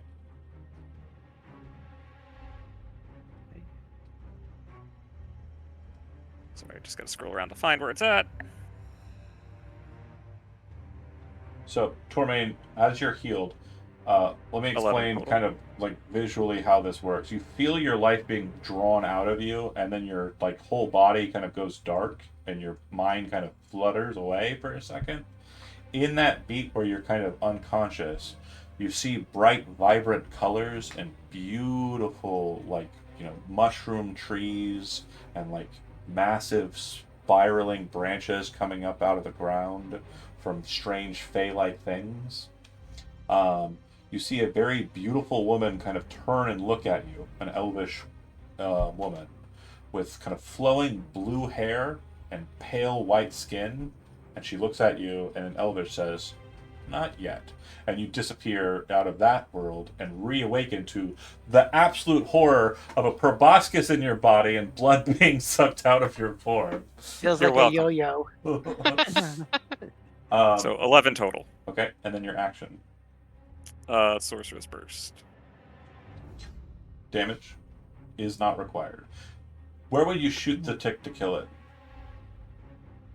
Is the big sack of vitae still inflated? Yeah, and what you're able to kind of deduce from it is it's like not just a single one. It's like got multiple stomachs. So just straight through the biggest lot of them and like just a bunch of ruptures. Is that what you want? Okay, so Unless I can I see where it is connected to yeah, to so Tremaine? there's 'Cause like a that might head be where it portion. would kind of. So you fire it, you lance its head clean off, right? Like you kind of just perfectly tweezer off that head with the sorcerer's burst, all that's left is the spine of the proboscis, like the end portion of the spine of the proboscis in Tormain. And so, like, a little blood kind of juts out of that as the shiny burst kind of detonates the head, and the big sack starts to deflate, and goop starts to shoot out onto Tormain's body as he kind of falls to his knees, like in front of this horror show of bright, vibrant SpaghettiOs sauce shooting onto him. But This it's like is quite an interlaced with like experience. it's like interlaced with veins of like blood red because like there's some of him in there as well. Disgusting. Bulwark would basically be next on the docket. That would be like kind of a healing position, and he'll walk over to Jorban and drop down and administer a healing potion. So Jorban kind of like, and yeah, the fight concluded. You would see that Tormain is not dying. Everyone kind of is dusting themselves off. Bulwark is undamaged. The mages and the shooters are undamaged. And Reginald. I don't know. My bow's pretty damaged. Reginald's kind of like he's got his mace and he's got his pick. We're emotionally damaged. Yeah, I have Rick- some emotional damage. Rickhoff is like, you see him kind of get to the edge and he's like pulled out like a bundle of like 8 dynamite sticks or 7 dynamite sticks, and he looks at you and goes, oh, they got it. And then just kind of puts the dynamite back in. Like, you can see the rage in his heart of like shooting and missing so much. Like, he was just like, fuck the whole island. Like, he was about to do heinous things. And you're Thank like, God I hit. oh, She looks down at him like, yeah, for the best. For the best. Glad they got him. I'm glad they got him. Jorban seems to be kind of like still angry, but not like rage levels angry. His face is not as upturned and twisted. Reginald like helps Tormain up as like the finish is off. He also offers to help you with like a medicine check. He pulls out a healer's kit to see if he can pull that proboscis out of you. Yeah. And then Any he'll poison here? you know, because you didn't start a turn with it Ready. there. It's a toxin only until the end of the turn. It has to keep the proboscis in you to keep you poisoned, just like a tick. Soul would also help remove the various proboscis from the Folks, yeah. the melee contingent. when they pull it out, Tormain, the queen's proboscis is a lot larger and seems to have a bit more of a sturdiness to it. And Reginald like hands it over to you. If you want it, you can have it. Trophy or something. Can that be the alternate title to today's episode? You can have it, or The what? Queen's Proboscis. Queen's proboscis. Sure. You would see Bulwark kind of look to Arya and kind of gesture, Oh no. and Jorban is kind of like looking at Tormain and Reginald, and there's kind of like a lot of like melee fighter congratulatory work going on there. And when you get over to Bulwark, he's kind of gone to the side of the thing, and he sheathed his gladius and pulled out what appears to be a very fine-looking kind of curved dagger, and you clock it as an athame. He then reaches into the creature and starts cutting it open, and you see him pull out 3 large, weird-looking leathery sacks out of it. He puts 2 in front of him, and then he hands you the 3rd one. Fair's fair. Yeah, I take it. Yeah, of course. This will be even for the potion. We don't have to fight over it. Fair enough. And you kind of look at the Queen Tick's, blood sack in your hand, and you don't know what to do with it, but he thinks it's important enough to keep 2 over 1, so... What's the purpose, or what do you... Well, I think I remember seeing a recipe from, you kind of... it's kind of a bit cliche, but a very wicked witch from the west. Oh. She wasn't all bad. just what the folks called her, past the Ornier fields. She would make these devices that would help individuals during labor. It would allow for you to kind Oh, of slow drip um, healing potions into an individual. right. I think I've heard of that. You might have to do some studying to figure it out, but I know that she would probably pay handsomely for these. So if you don't want it, I can give you some coin in exchange. No, I'll keep it. Okay.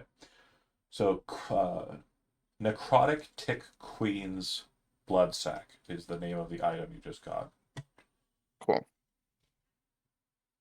And then for you, Tormain, the item that you just got is Necrotic Queen or Necrotic Tick Queen's Proboscis.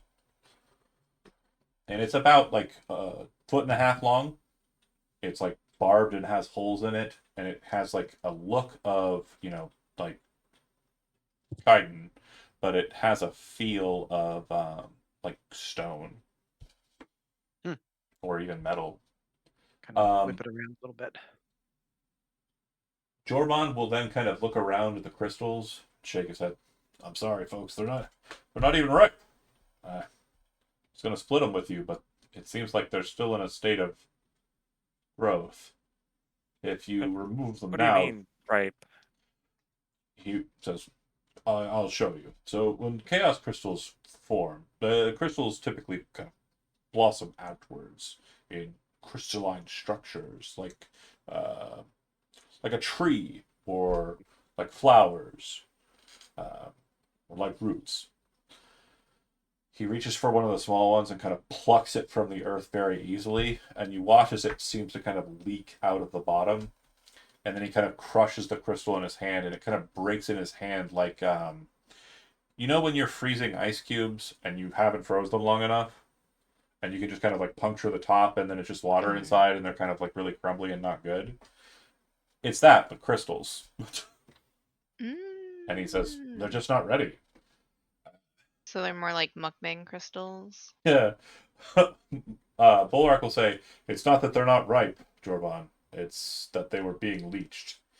I think that they kind of entered into a more fluid state due to the requirements of those who were tasking them. The ticks were draining them of their water, but also, in a sense, draining them of their fire as well. You haven't. Have you? Syl pauses for a minute, trying to figure out exactly how to broach the subject before they eventually just go. Is it just the ticks down here that feed on these? Jorvan kind of says, huh. No. Well, actually, there are a couple of creatures we saw early on. We dispatched one of them. Another one descended into the shadows. It was like a Goliath, really. Except he had green skin, and his teeth were kind of rotted out, and his eyes. Jormon kind of shakes his head, and then Bulwark says, I swear, and Ritkov swears as well, that he had no eyes. They were nothing but holes. But Jorvan says he must have had eyes, just based on the way he was maneuvering. I think that with everything that I've understood of what we saw, and the notes that I was able to find in the reservoirs of knowledge I have up above, so I won't mention my sources. I don't know if you're on good terms with them or not. That they might have been cultists for a demon prince known as Humbaba. Baba. The Demon prince of gluttony. two mouths. What's that? Sorry, you broke up. Two mouths, right? More than two. The all-consumer, the demon prince is said to be. But if there are members of his cult present in here, I can't say for sure why they'd be here, but they did not have access. They were not granted it by Lord Tefres. I don't think they Well. would be. If he consumes all, then I can only assume that he would want to consume these. Jorban would say, I think that's why their teeth were so fucked up. They were chewing on crystals. Reginald says, yeah, not a good idea. It's kind of dumb. I tried chewing on metal ore one time.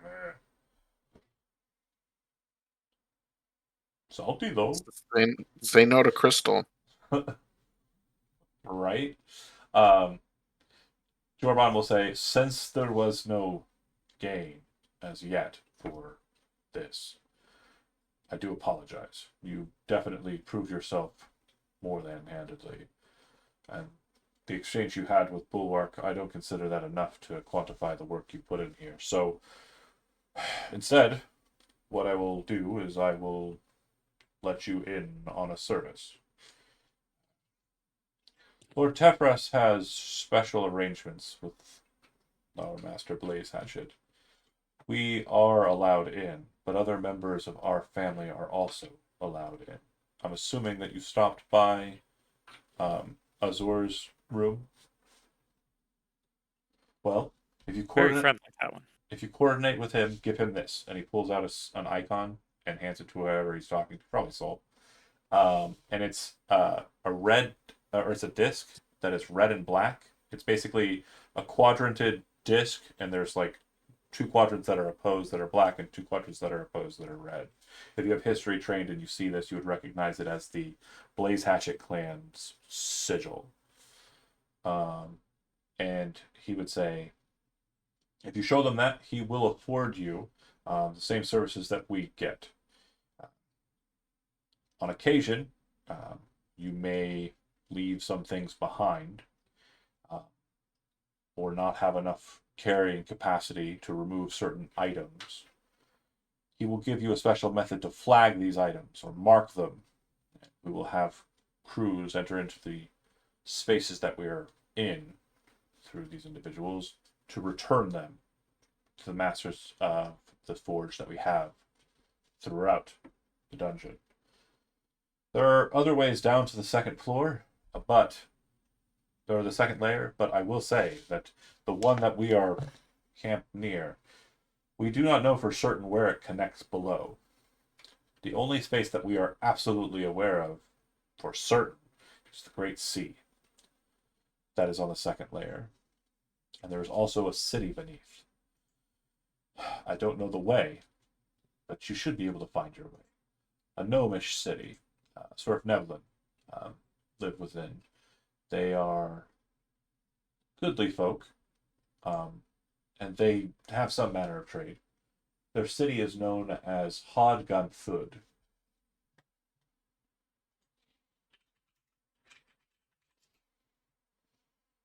Unfortunately, I don't have much more to offer you with everything.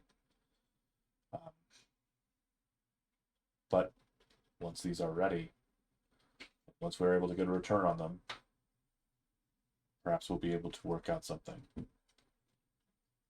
Soul gestures to the sigil. This is quite helpful. Should be. It's been for us. Most of the areas you'll be in, you'll know whether or not it's dangerous or not for them to enter into the spaces. The way that they track these markers is it's magical nature, of course, but be sure not to put the markers in places where they may be, well, in danger for entering into.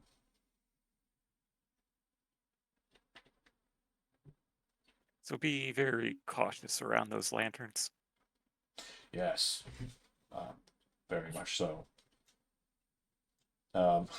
You see Bulwark kind of like put on the best like eye roll and like sigh as he looks back the way he came and realize, well, I guess we're going back through.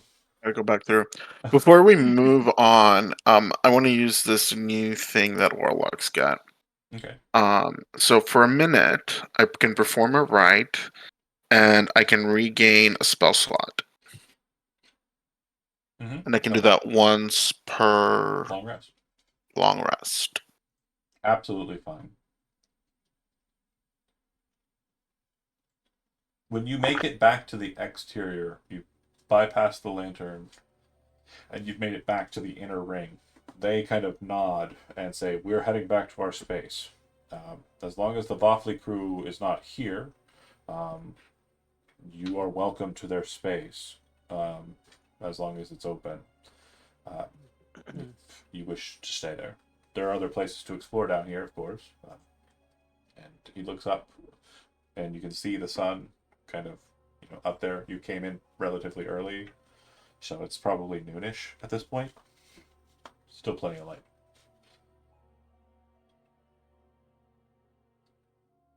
But they will I have a weird question. Go ahead. Is this the same sun as our sun? Does it feel like the You're same looking sun? straight up out of the hole at this What point. that we came down of? Yeah, yeah. So it very Okay. much looks like your sun. Oh, okay, gotcha. Octavius in the sky, high in the heavens. Correct.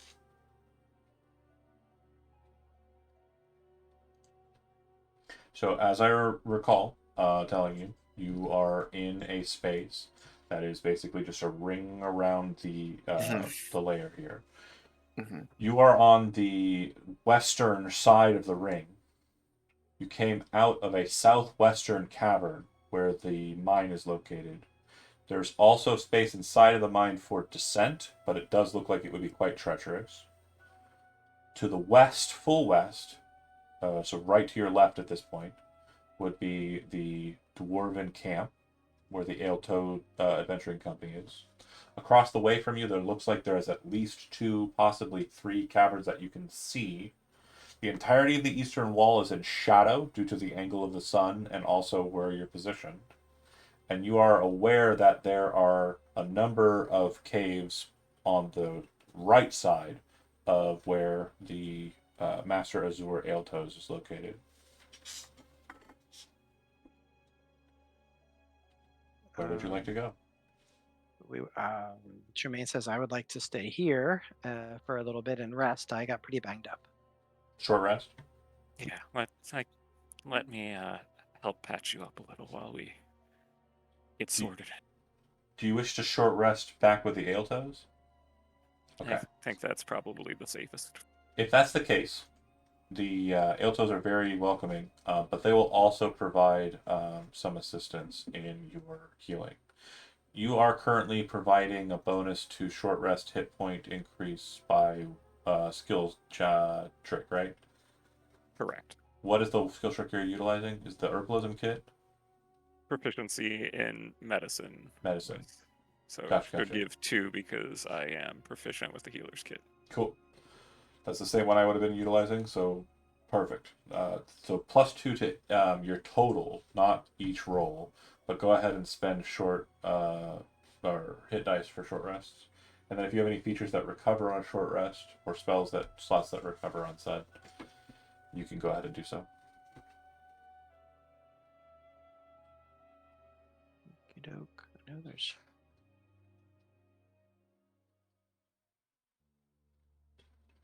And once you're done, I'm going to explain the scene when you come out of the Aletoes, the dwarf camp, again, unless you wish to descend into the hole in that space. I'm assuming that you don't want I to don't. descend down the hole because you don't know whether you can get back up or not. Fair. It's a Mhm. reasonable reason not to do Does something. this work? Due to the way that the sun positions itself after an hour after high noon, you're basically seeing the entirety of one kind of side of the space, and fortunately for you, it is the opposite side of the cavern that you're looking at. So, to the left, on the northern side of the ring, there are a total of 4 caverns. Immediately opposite you is one cavern, and then to your south, there are 4 more caverns. The 2 closest to you in that regard would be the mine and Azor's room, respectively.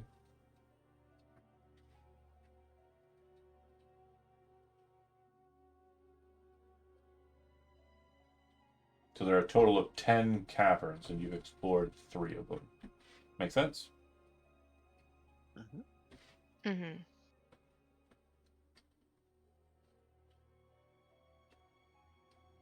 Okay. So from where we are to the south is the mine, Yep.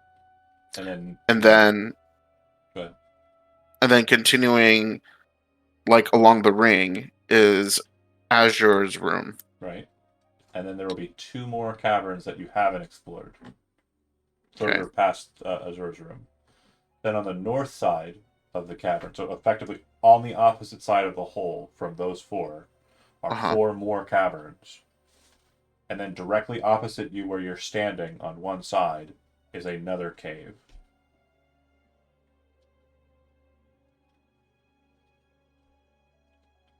Also, because the light is very good here, you would see that there are pinions that have been mounted into the stone that have rope ladders, or not rope ladders, ropes that have been tied into knots at intervals that are descending downwards. Looks like there are a total of 2 of them, and they just descend right into the darkness.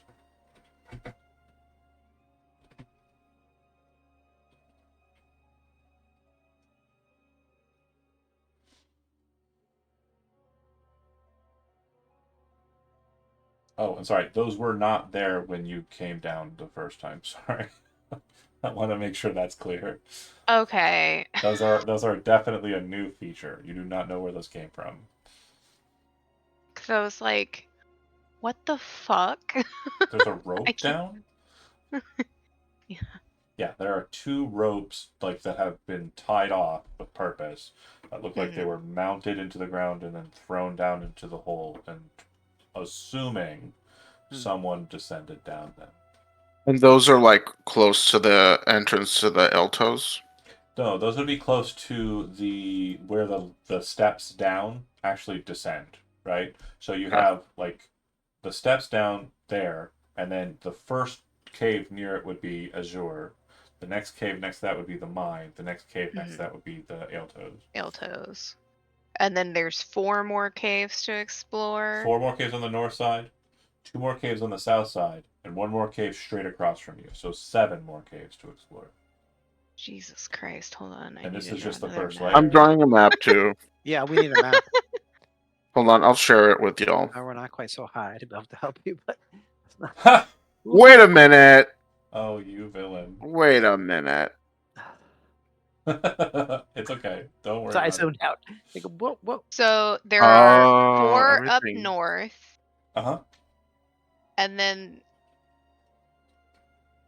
2 Here. south. I'll help. Hold on. No, I'm It's okay, trying to 'cause No, you're- here, look. You're describing it.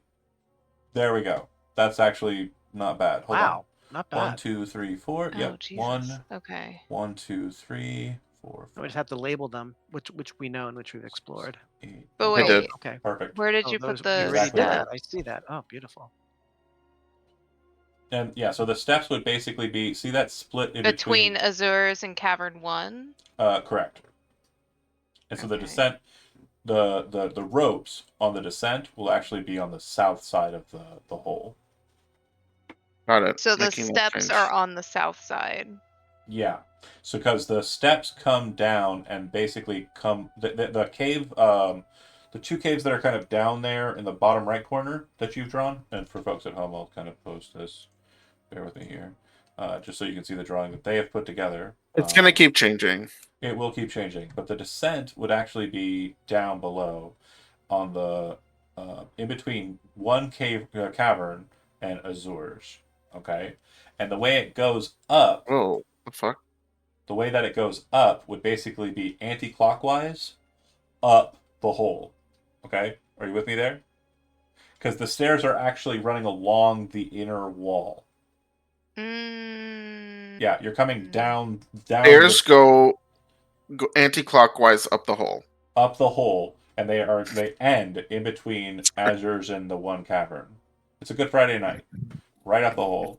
So then the ladder or not the ladder, but the ropes that were thrown into the descent, they are basically pinioned into the stone just near where those stairs hit. So they would actually be where the word descent is. If you move that down to the bottom of the black space, I got you. that'd be perfect. And then yeah, caverns that are kind of off on their own, the bottom right, those are effectively in the wall beneath the stairs.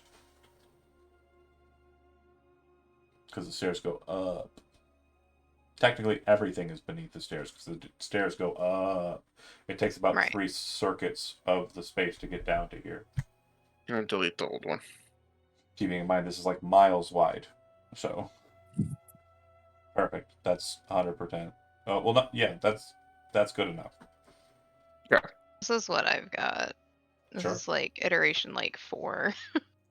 And then hand doodles, we will show them as well. Steps go up. Yeah, that's perfect. That's exactly perfect. Yeah. The only thing it's missing is the point where the pinions are, which would be at the bottom at the steps, kind of like, yeah. Right. Well, there were They're new. little circles Oh. Okay. at Well, one point. fair enough. So which cave would you like to go into next? The next one. So north, we're going anti-clockwise to the next one, or That was my plan. okay, So the one to the north of the Aletoes. Okay. yeah. So yeah, like So a that's clock- just clockwise, right? Yeah, Oh, that's it is clockwise. clockwise. It is clockwise. Sorry, Anti- it is clockwise. Up and to the left would be Yeah. clockwise. Right. Andy, don't try to determine what's clockwise and what's anti-clockwise right now. You can't do it, Andy. You can't do it, buddy. It's 9:00. It's 9 o'clock somewhere. I get a BRB. Okay. So when you enter into this cavern, the rush of water sounding comes to you again. The walls of this tunnel are very much slick with condensation, water kind of dripping down. If you've ever been inside of like a cavern that's prone to have leaking, you'll see that the wall is like, it seems that there's a calcification that's formulated off of the wall, and it kind of has an almost like flesh-like aspect because of its gloss and its nature. Oh, you're right. It does. It does. Oh. You'd also see that growing throughout this space, and in some points breaking it off in shards, or in other spaces seemingly like completely covered by the calcification, are these very strange looking green vines and green flat plants. Like they're like seaweed almost, that are kind of either embedded in the calcification or like have broken out of it and are kind of like loosely hanging in this space. But the sound of rushing water, which I'm about to start playing again, getting, No. getting a lot of use out of that one, Yeah. is very prominent. And then you see the source of it. As you come towards what you feel is like an end point for this tunnel, the passageway before you is blocked entirely by water descending down. You do not know what's on the other side of this wall of water, or this doorway of water. You have to decide whether you wish to enter it or not. Before we do that, I would like to try to identify the weird plants coming out of the wall. Sure, absolutely. So, what you'll understand of them, the vine-like structures appear to be just kind of like deep root. They're nothing special. The weird, like seaweed-like structures, you will understand to be deep grass, and deep grass grows like grass, but is much bigger than grass. It also grows in places grass could not. It does not care about sunlight. It very much is a creature of hydration. And as far as plant life goes. Cool. We jumping through the waterfall? Or we retreating?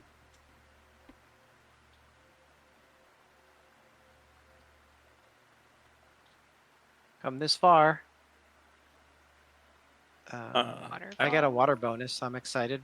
Do I get to like? Is my bonus like? Am I actually like excited to be around the Yeah, water? water is a place that you have like a high affinity for. So like it's very much the opposite of the way Johnny plays his characters. Terminally afraid of water. Okay. Turn to soul Does and say, Jisha want to "Don't go chase through him, the chasing the waterfall? waterfalls," and then he would jump back. jump into it. So, are you pressing through? Yeah. Okay. Sure, I'll and go. I'll go too. That means, Ronnie, you'll go through as well? I guess so. All right, and Ari has no choice at that point. We're going through a waterfall. Yeah. The waterfall, yeah. All right, cool. So when you pierce the waterfall, you are met by a strangely, weirdly lit chamber. There's a glow that seems to come from the space you're entering in. There was no light coming from the other side of the waterfall. It's almost like this surface of water behind you as you press through has an illumination to it. There was no way of detecting that on the opposite side. That's spooky. The water seems to flow into a pool, which is about knee-height depth. As you step into it, you can kind of feel yourself kind of dropping down a little bit from the cavern or from the tunnel, and it's just kind of like kerplunk. You're in water. It looks like this water is pooling, but it doesn't feel like it's staying. There's a strange sense of circulation happening here, like the water is going somewhere. And after moments of inspecting, you cannot tell for where. Directly in front of you, rising up out of the water in naturally unworked steps, covered with the root or the deep grass and the vines, you can see that it leads up to a very crude space that appears to have almost goblin-like features. If you are trained in religion, just trained in religion, you would immediately recognize this face as the face of Bo. B-O-U. Bo is a saint, according to goblins. He is seen as an individual who helps goblins kind of ingratiate in society proper. It's Bo, a Oh. goblin deity, ancestor, perhaps. Ancestor would be more in line, yeah. Mm-hmm. I see that. It looks like there's a very small and kind of not really, worked, but it looks like someone took a pick to it. But to form it, it looks like there's an altar in front of it as well.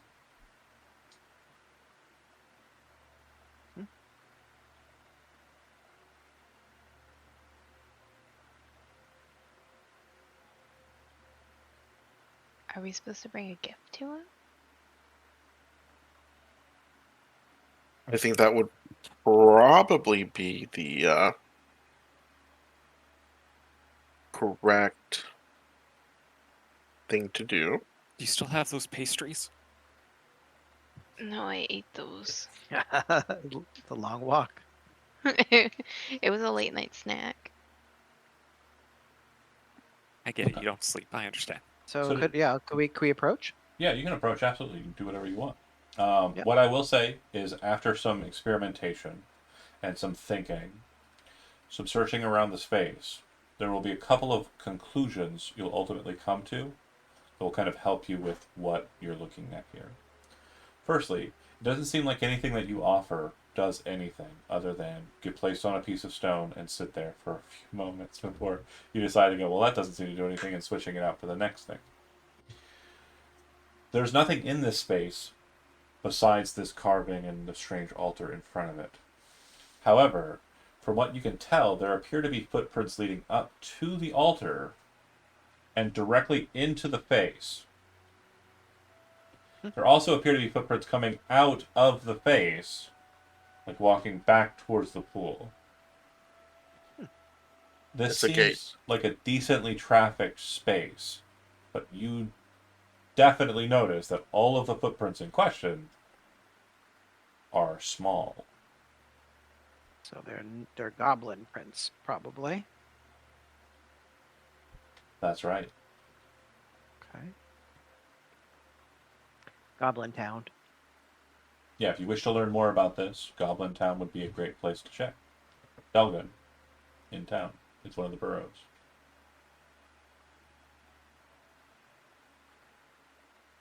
Well, I guess time to swim back upstream. Well, it's not a swim. It's more of like a. You just have to step up. It's like getting out of the pool and like, you know. Is this the next cavern north from the Aletoes? That's right. Mhm. Okay. And just to put into context, again, distances, just so you're understanding, you're inside of like a mile wide space. So moving from cavern to cavern isn't just a matter of la la la and then you're there. It's more like Mm-hmm. walking a block or so and then like you're there. Sure. So as you come out, you would see that the light is still basically the same, but you're not getting it as neatly as you were when you were standing outside of the Aletoes. So you'd know that there's caverns to your left, caverns to your right. The assumption I'm having based on your object movement so far is you're going left, right? Is that fair? Yeah. Okay.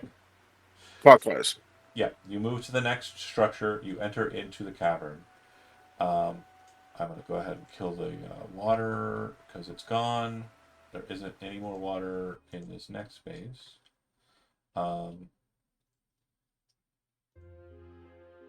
When you make your way into this space, you walk in a unworked cavern for a good long time, better part of 30 minutes. Then you see the stone give way to worked, placed stone. The stone is set with what appears to be kind of ornate filigree, but on closer inspection you realize it's just very high polished brass. It seems to kind of ornately pattern a very elvish looking kind of structure to it. It leads up to what appears to be an icon of the sword on the ground, and it enters into a massive, almost chapel-like space. Moving you to it, and then I'll drop your tokens onto it as we get to it. Like Chapel Roan. Like Chapel Roan, just like Chapel. Chapel Wait, Roan. I mean, she is big on the chart. She's a superstar. Also, her hat this coming Saturday is supposed to be really big, and I think I'm going to use it for the evil moon lady. So Nice. because it's just like an upside down moon. It's like Elish Norn. Mm-hmm. Rad looking. Anyways, Tormain stepping forward, obviously. You see that directly in front of you. Oh, hold on. I didn't understand any of those words, but that's okay. Let's go.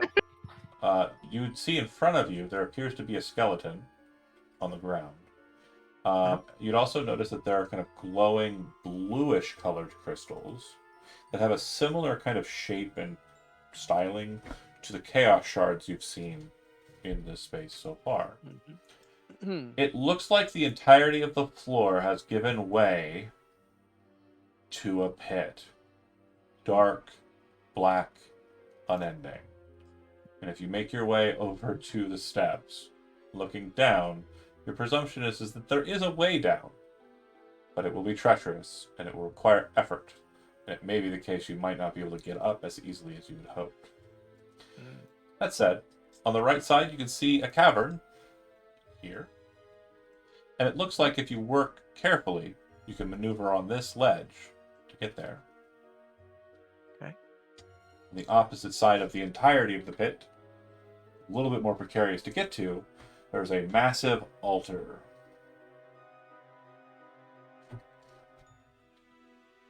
Yes.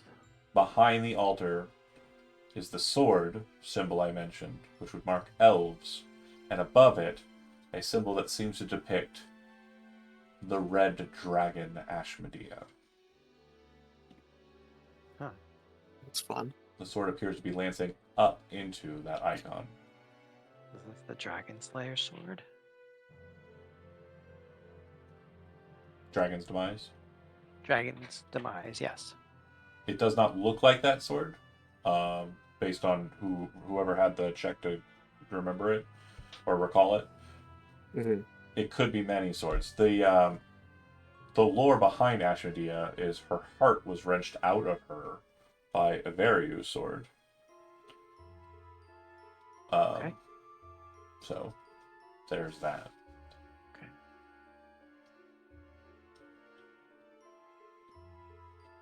Well, Safest route seems to be the cavern to the east.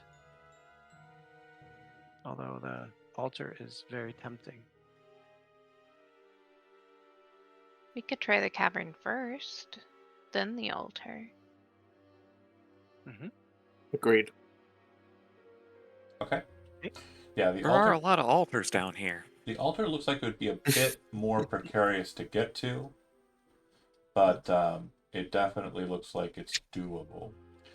If you maneuver to the cavern on the east, that's fine. Don't worry about your tokens for now.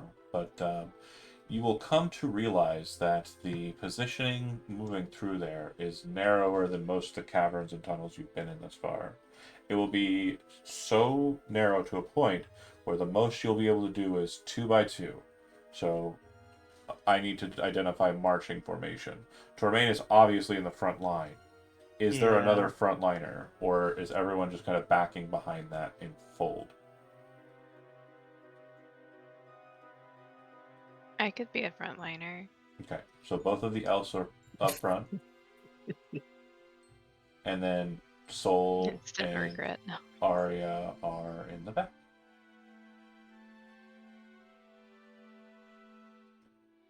All right. Watch out for barrels this time. Beryl, who's she? There you go. As you move into this space, you get an immediate feel of tightness compared to a lot of the spaces you've been in before. You come out into a slightly more open space than the cavern you're in, and the absolute amount of stratification here, with like the drip of water and the collection, the creation of stalagmites and pillars that have kind of formulated here, is prevalent. It's very prevalent. Um, Entering into this space, you can see that there's a causeway, a bit of water, that flows in from the north and then heads to the south. Now, this feels like it would either spill out into the open cavern structure, like if it continues southbound, it's just going to spill out into the hole. But you didn't see an identify any kind of waterfalls jutting out of the cave face. But what you do see is that above them, about 20 feet up, there's a platform that seems to lead to another cavern on the southern wall, where those two waterways kind of sink into, 20 feet below that. To the north, there appears to be, bear with me here, checking my notes. Was there anything to the north? I don't think so. Yeah, no. To the east, it looks like there's yet another cavern, but it's on the other side of a rickety rope bridge that crosses over the causeway Great. waterway. And the water seems to be flowing pretty fast. Relatively so compared to a lot of the water that you've seen. Yeah, it's pretty fast. It's not so fast that it would sweep you away like instantaneously. There would definitely be an effort that would need to be made to fight it, but yeah, it's pretty fast compared to a lot of the other bodies of water we've seen so far. But it could sweep you away if you're It not careful. certainly could.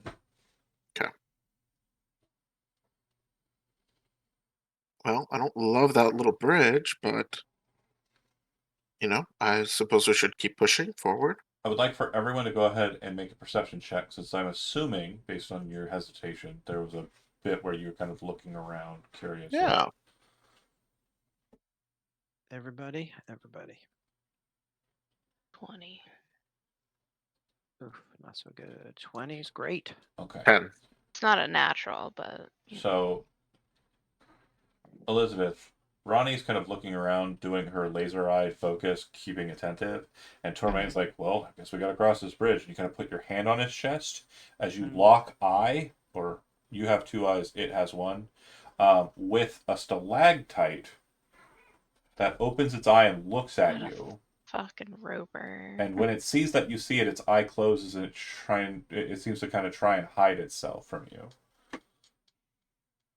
But you kind of place your hand on Tormain and kind of stop him. Mm-hmm. You just made an utterance that was a fun one, because obviously historically this is a fun creature. Do you think that this might be something that Ronnie might have heard about, though? In seriousness, like she's definitely a scout, right? She's doing things to Yeah. learn. So these are relatively common in my setting. She probably have heard of them, but They're, never like seen so they've probably them. been told to you to be very deadly creatures. So I just want to make sure Yeah. that that is very clear and on the table. Yeah, well, especially like in Oh school. shit! I'm Um, a liar. There is a pathway north as well. Okay. this one. Yeah, it's just you'll see if you go that way.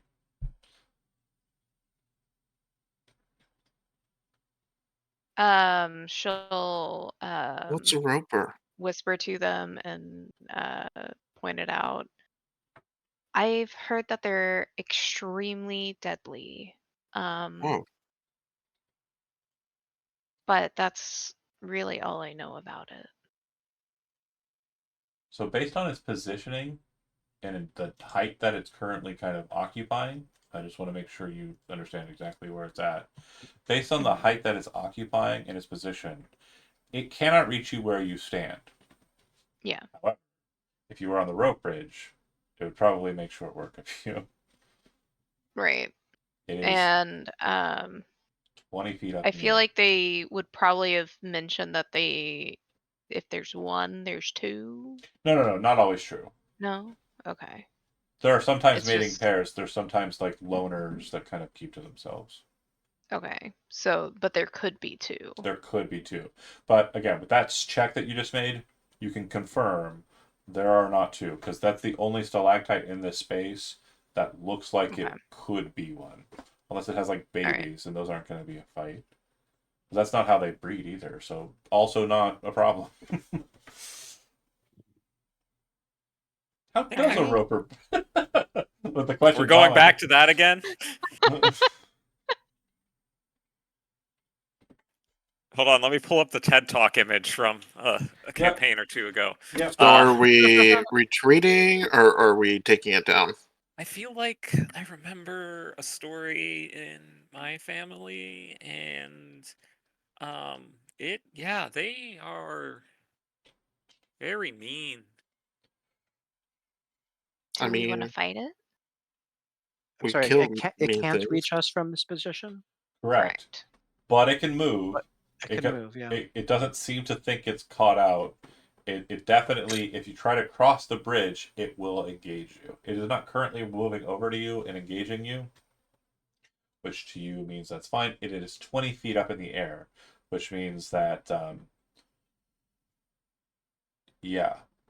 Bronny's statement is it can shoot forth tendrils and grab people, right? So it's very going to quickly change the dynamic of how you think a fight is going to go very Mhm. suddenly.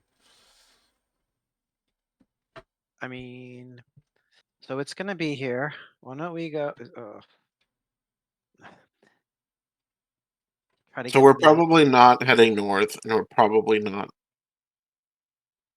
Yeah, so we either go back where we came from or we kill it. Well, there were other passageways back the way you came. So if you feel like this is worth backing away from, you can back away and come back at a later point. Or you can go for it. Hmm. Hmm. I vote not finding out how likely coming back from being killed down here is. Okay. Fair. Yeah, if we can't all get on the same page about fighting it, then let's not. Yeah. I'm definitely not itching to fight it. Well, we can always see if it's still here later. Okay. And Tormain's probably like looking up at it, like courageously, kind of like gritting his teeth. He's not saying a word right now because he would fight it if the group wanted to fight it. Yeah. But he's But like, he's not. he's checking in his head. He's like, I mean, I could go for it, but not solo. I'm not stupid. I'm just courageous. And then as he's like considering it, you watch as a tendril shoots down out from it into the No. water and then pop up with a massive, like, strange fish and kind of bring it Oh, up. nice. You watch a mouth open on the stalactite that is as big as Soul and just consume the fish. Oh god. Really gross. I don't want to be that. All right, we've made our decision. You back away. You enter back into the dragon pit. And then, do you wish to try and get to the altar for some reason, or are you heading back into the main cavern? So tell us about the altar Complete- traversal. It looks like we've got more room on the west side than the east side. Yeah. Yeah, but you're looking at it, and what you see is the reason why it will be more treacherous is it looks like a lot of the stone that's present on the left side versus the right doesn't have a lot of stuff underneath it. So it's kind of like Mm. flat sheets that are out over nothing, Okay. whereas on the Yeah. right side it's kind of structured down. They could So collapse. it, Yep. it very much looks like if you're walking just like haha yeah. Okay. Move. That's not good. Well, in a way, right now we're getting a lay of the land. We're uncovering each one of these caverns. Our scout is, developing a map. Maybe we should just move on. What do you think? I don't want to fall in that pit.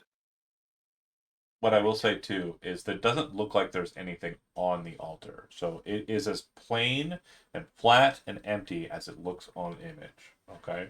It's not in this deal. Yeah. Well, Or nothing to look at. Like the only thing that is worth looking at that you can see from here is very much that symbol, which is a symbol unique to this space, but you recognize the modification of two symbols. The symbol of the elvish sword, which is typically aligned with the Alawain moon, and then the symbol of Ashmedea being lanced from beneath. Right. Wait, the war of sword and serpent was dragons versus elves, right? Yeah, Ashmedea died Mhm. during that war. That's correct. And this is a symbol that kind of unifies the two. No, it looks like it's very much a evil dragon on the like head of the dragon on the sword. The symbols on the Okay. Stabby, stabby, yeah, stabby, stabby dragon head by elf. that is correct. Okay.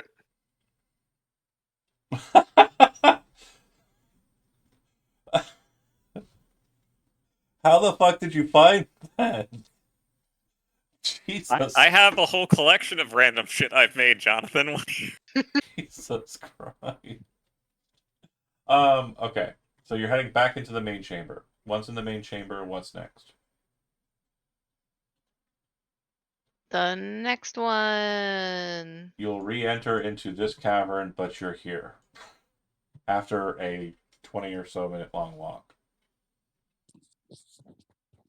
You're about 20 feet up from where you were, so you're basically like, right at the peak of it, and you're looking down at the rope bridge. No, thank you. Next one. Wounded pair. Okay, so if you enter into the next one, bear with me here. All right. Getting all the pit ones out of the way. Wrong layer. Focused up. Here we go. Oh, that sucks. Okay, that's not so bad. All right. Okay.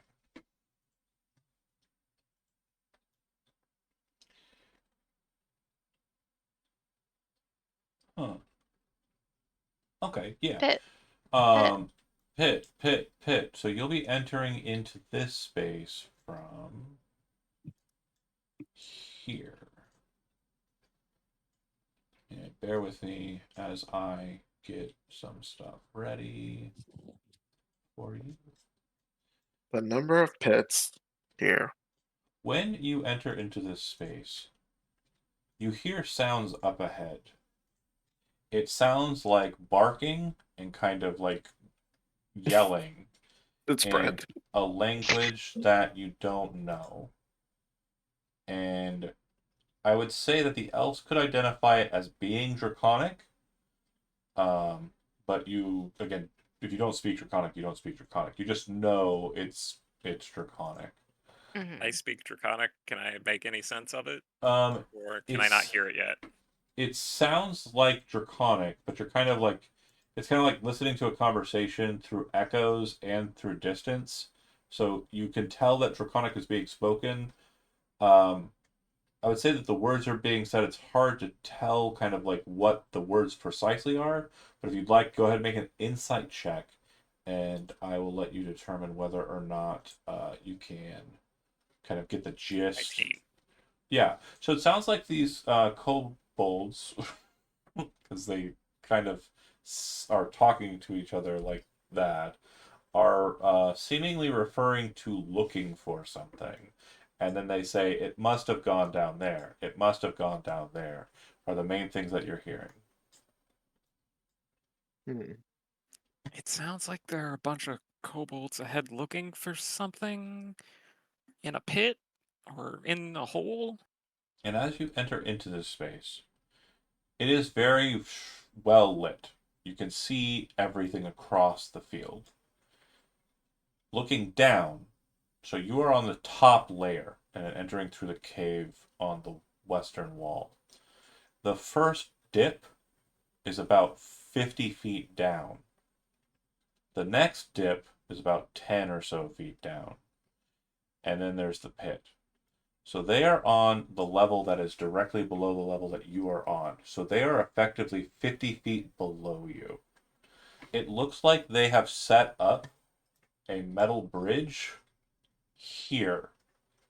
And you can tell it looks like kobold artifice. It definitely looks like it was kind of slapped together sheets of metal that they just slapped onto the ground to kind of form a bridge space. For what purpose, you cannot be certain.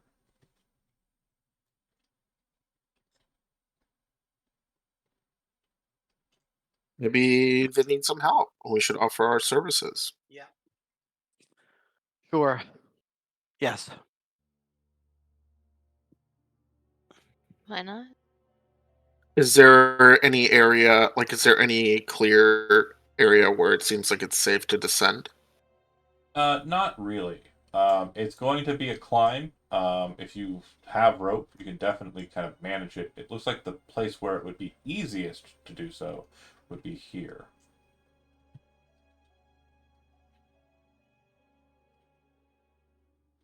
Did you see that thing? Okay, No. I don't have rope. Oh, Yeah. up here. Yeah. It almost Oh, looks yeah, like there's yeah. kind of like a slide.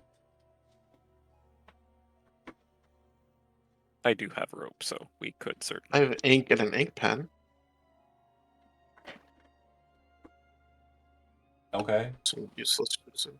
You could draw a rope. I'm sure. I know it's I useless. have a player's handbook. What are we doing? Yeah, I How have many a things do book. we I have- have? I have a rope and pen and ink. So Oh, we got a winner. Okay, well, Winner, I winner, have kobold dinner. cartographer's tools, so I had to have them. aw. So, do you wish to like move up and kind of look at them and surveil them a bit before you kind of just start rushing down to talk to them? Yeah, sure. Okay. I mean, do So, they seem evil or violent? as you're kind of looking at it, the main voices you're hearing seem to be kind of up towards the kind of pit drop off, right? It's almost like a balcony that's out over the pit, which is on the lowest level. Eventually, as you kind of take your positions, I'd like for everyone to go ahead and make stealth checks. You have advantage on the checks, but they effectively kind of maneuver around to get closer to the space here. Almost as you've Wow, caught y'all them suck. 7. in transit. With advantage, Did you you say got we a have 7? advantage? Yeah. I got an 11 with advantage, so I So don't. Tormain, Oh, you let got me a roll 12. advantage. Um, Oh, good grief. okay, and then Elizabeth, you didn't even roll advantage, but you rolled a I got a natural 7. 20, so okay. The point is two of you succeeded, which is enough. You kind Oh, of thank fuck. you kind of shush Tormain and Rani the elves are kind of like shushing the people who survive poison. We all have our flaws, folks. Uh, stealthy, not stealthy. They come to this space and then they all kind of stop saying what they were saying and talking in unison until they start kind of looking out at this one kobold, kind of steps forward. The kobold in question pulls a bundle off of its back and sets it down on the ground. And then you can kind of see them whispering amongst each other as they kind of look at that one. From the bundle, he pulls out a massive red shield, it looks like. But on closer inspection, you realize it is a dragon's scale. It is as big as Tormain's shield. It lifts Cool. that up into the air, holding it kind of at the bottom point, and then starts yelling kind of magical words in Draconic. It sounds Oh, like shit. gibberish, but it definitely sounds like arcane words are kind of being posited forward. Similar in kind to like a casting of like a Dragon Slayer or something like that, right? For the person who understands Draconic, he understands. It's a Slayer's reference. Anyway. As they see that dragon start, or that kobold start to do that, they kind of move around him, and you see them all slowly pull out black steel daggers and move up behind him. Need our I feel like this is not gonna be a good thing. No, is it their religion?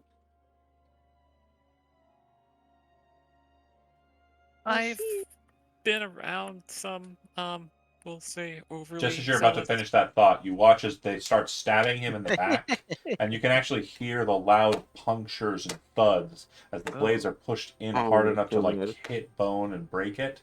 And you see him kind of falter, still holding the scale above his head, and then bring it down to his chest.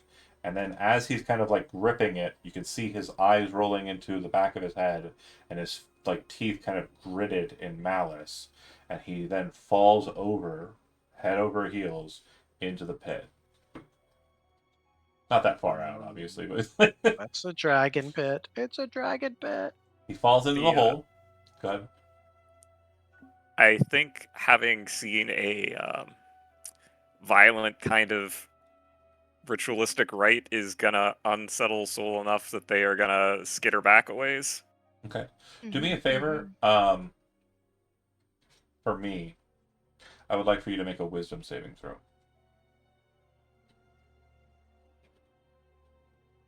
Okay. Do you mind if I take a liberty with this? Go for it. Okay. It So fits. when you see this start to happen, like there's like a trauma response, and you actually let out a and it echoes through the space, and as they're kind of finishing him off and he's starting to fall, it doesn't look like all of them notice, but one of them kind of looks over in your direction, and you lock eyes with him. They then kind of drop down onto their like they just squat down and like lower themselves to try and kind of make themselves less visible on their platform, which is working because of distance. And then they are going to attempt to flee this place. Do you wish to engage them in violence or not? Okay.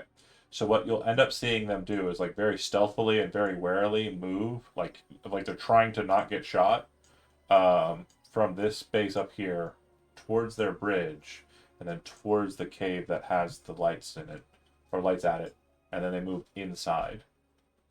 You hear a voice say, in Draconic, "Wait, watch," and then that's it. That's the last you hear or see of the kobolds. Tormain and Ronnie, go ahead and make a perception check. Alrighty. 16. Ooh, nice. 24. Let's go. Nat 20. Okay. So in the heat of everything, with Soul like gasping out in kind of like, "Oh my god, what?" and the kobold falling into the hole, you didn't really see where he went, just kind of dropped.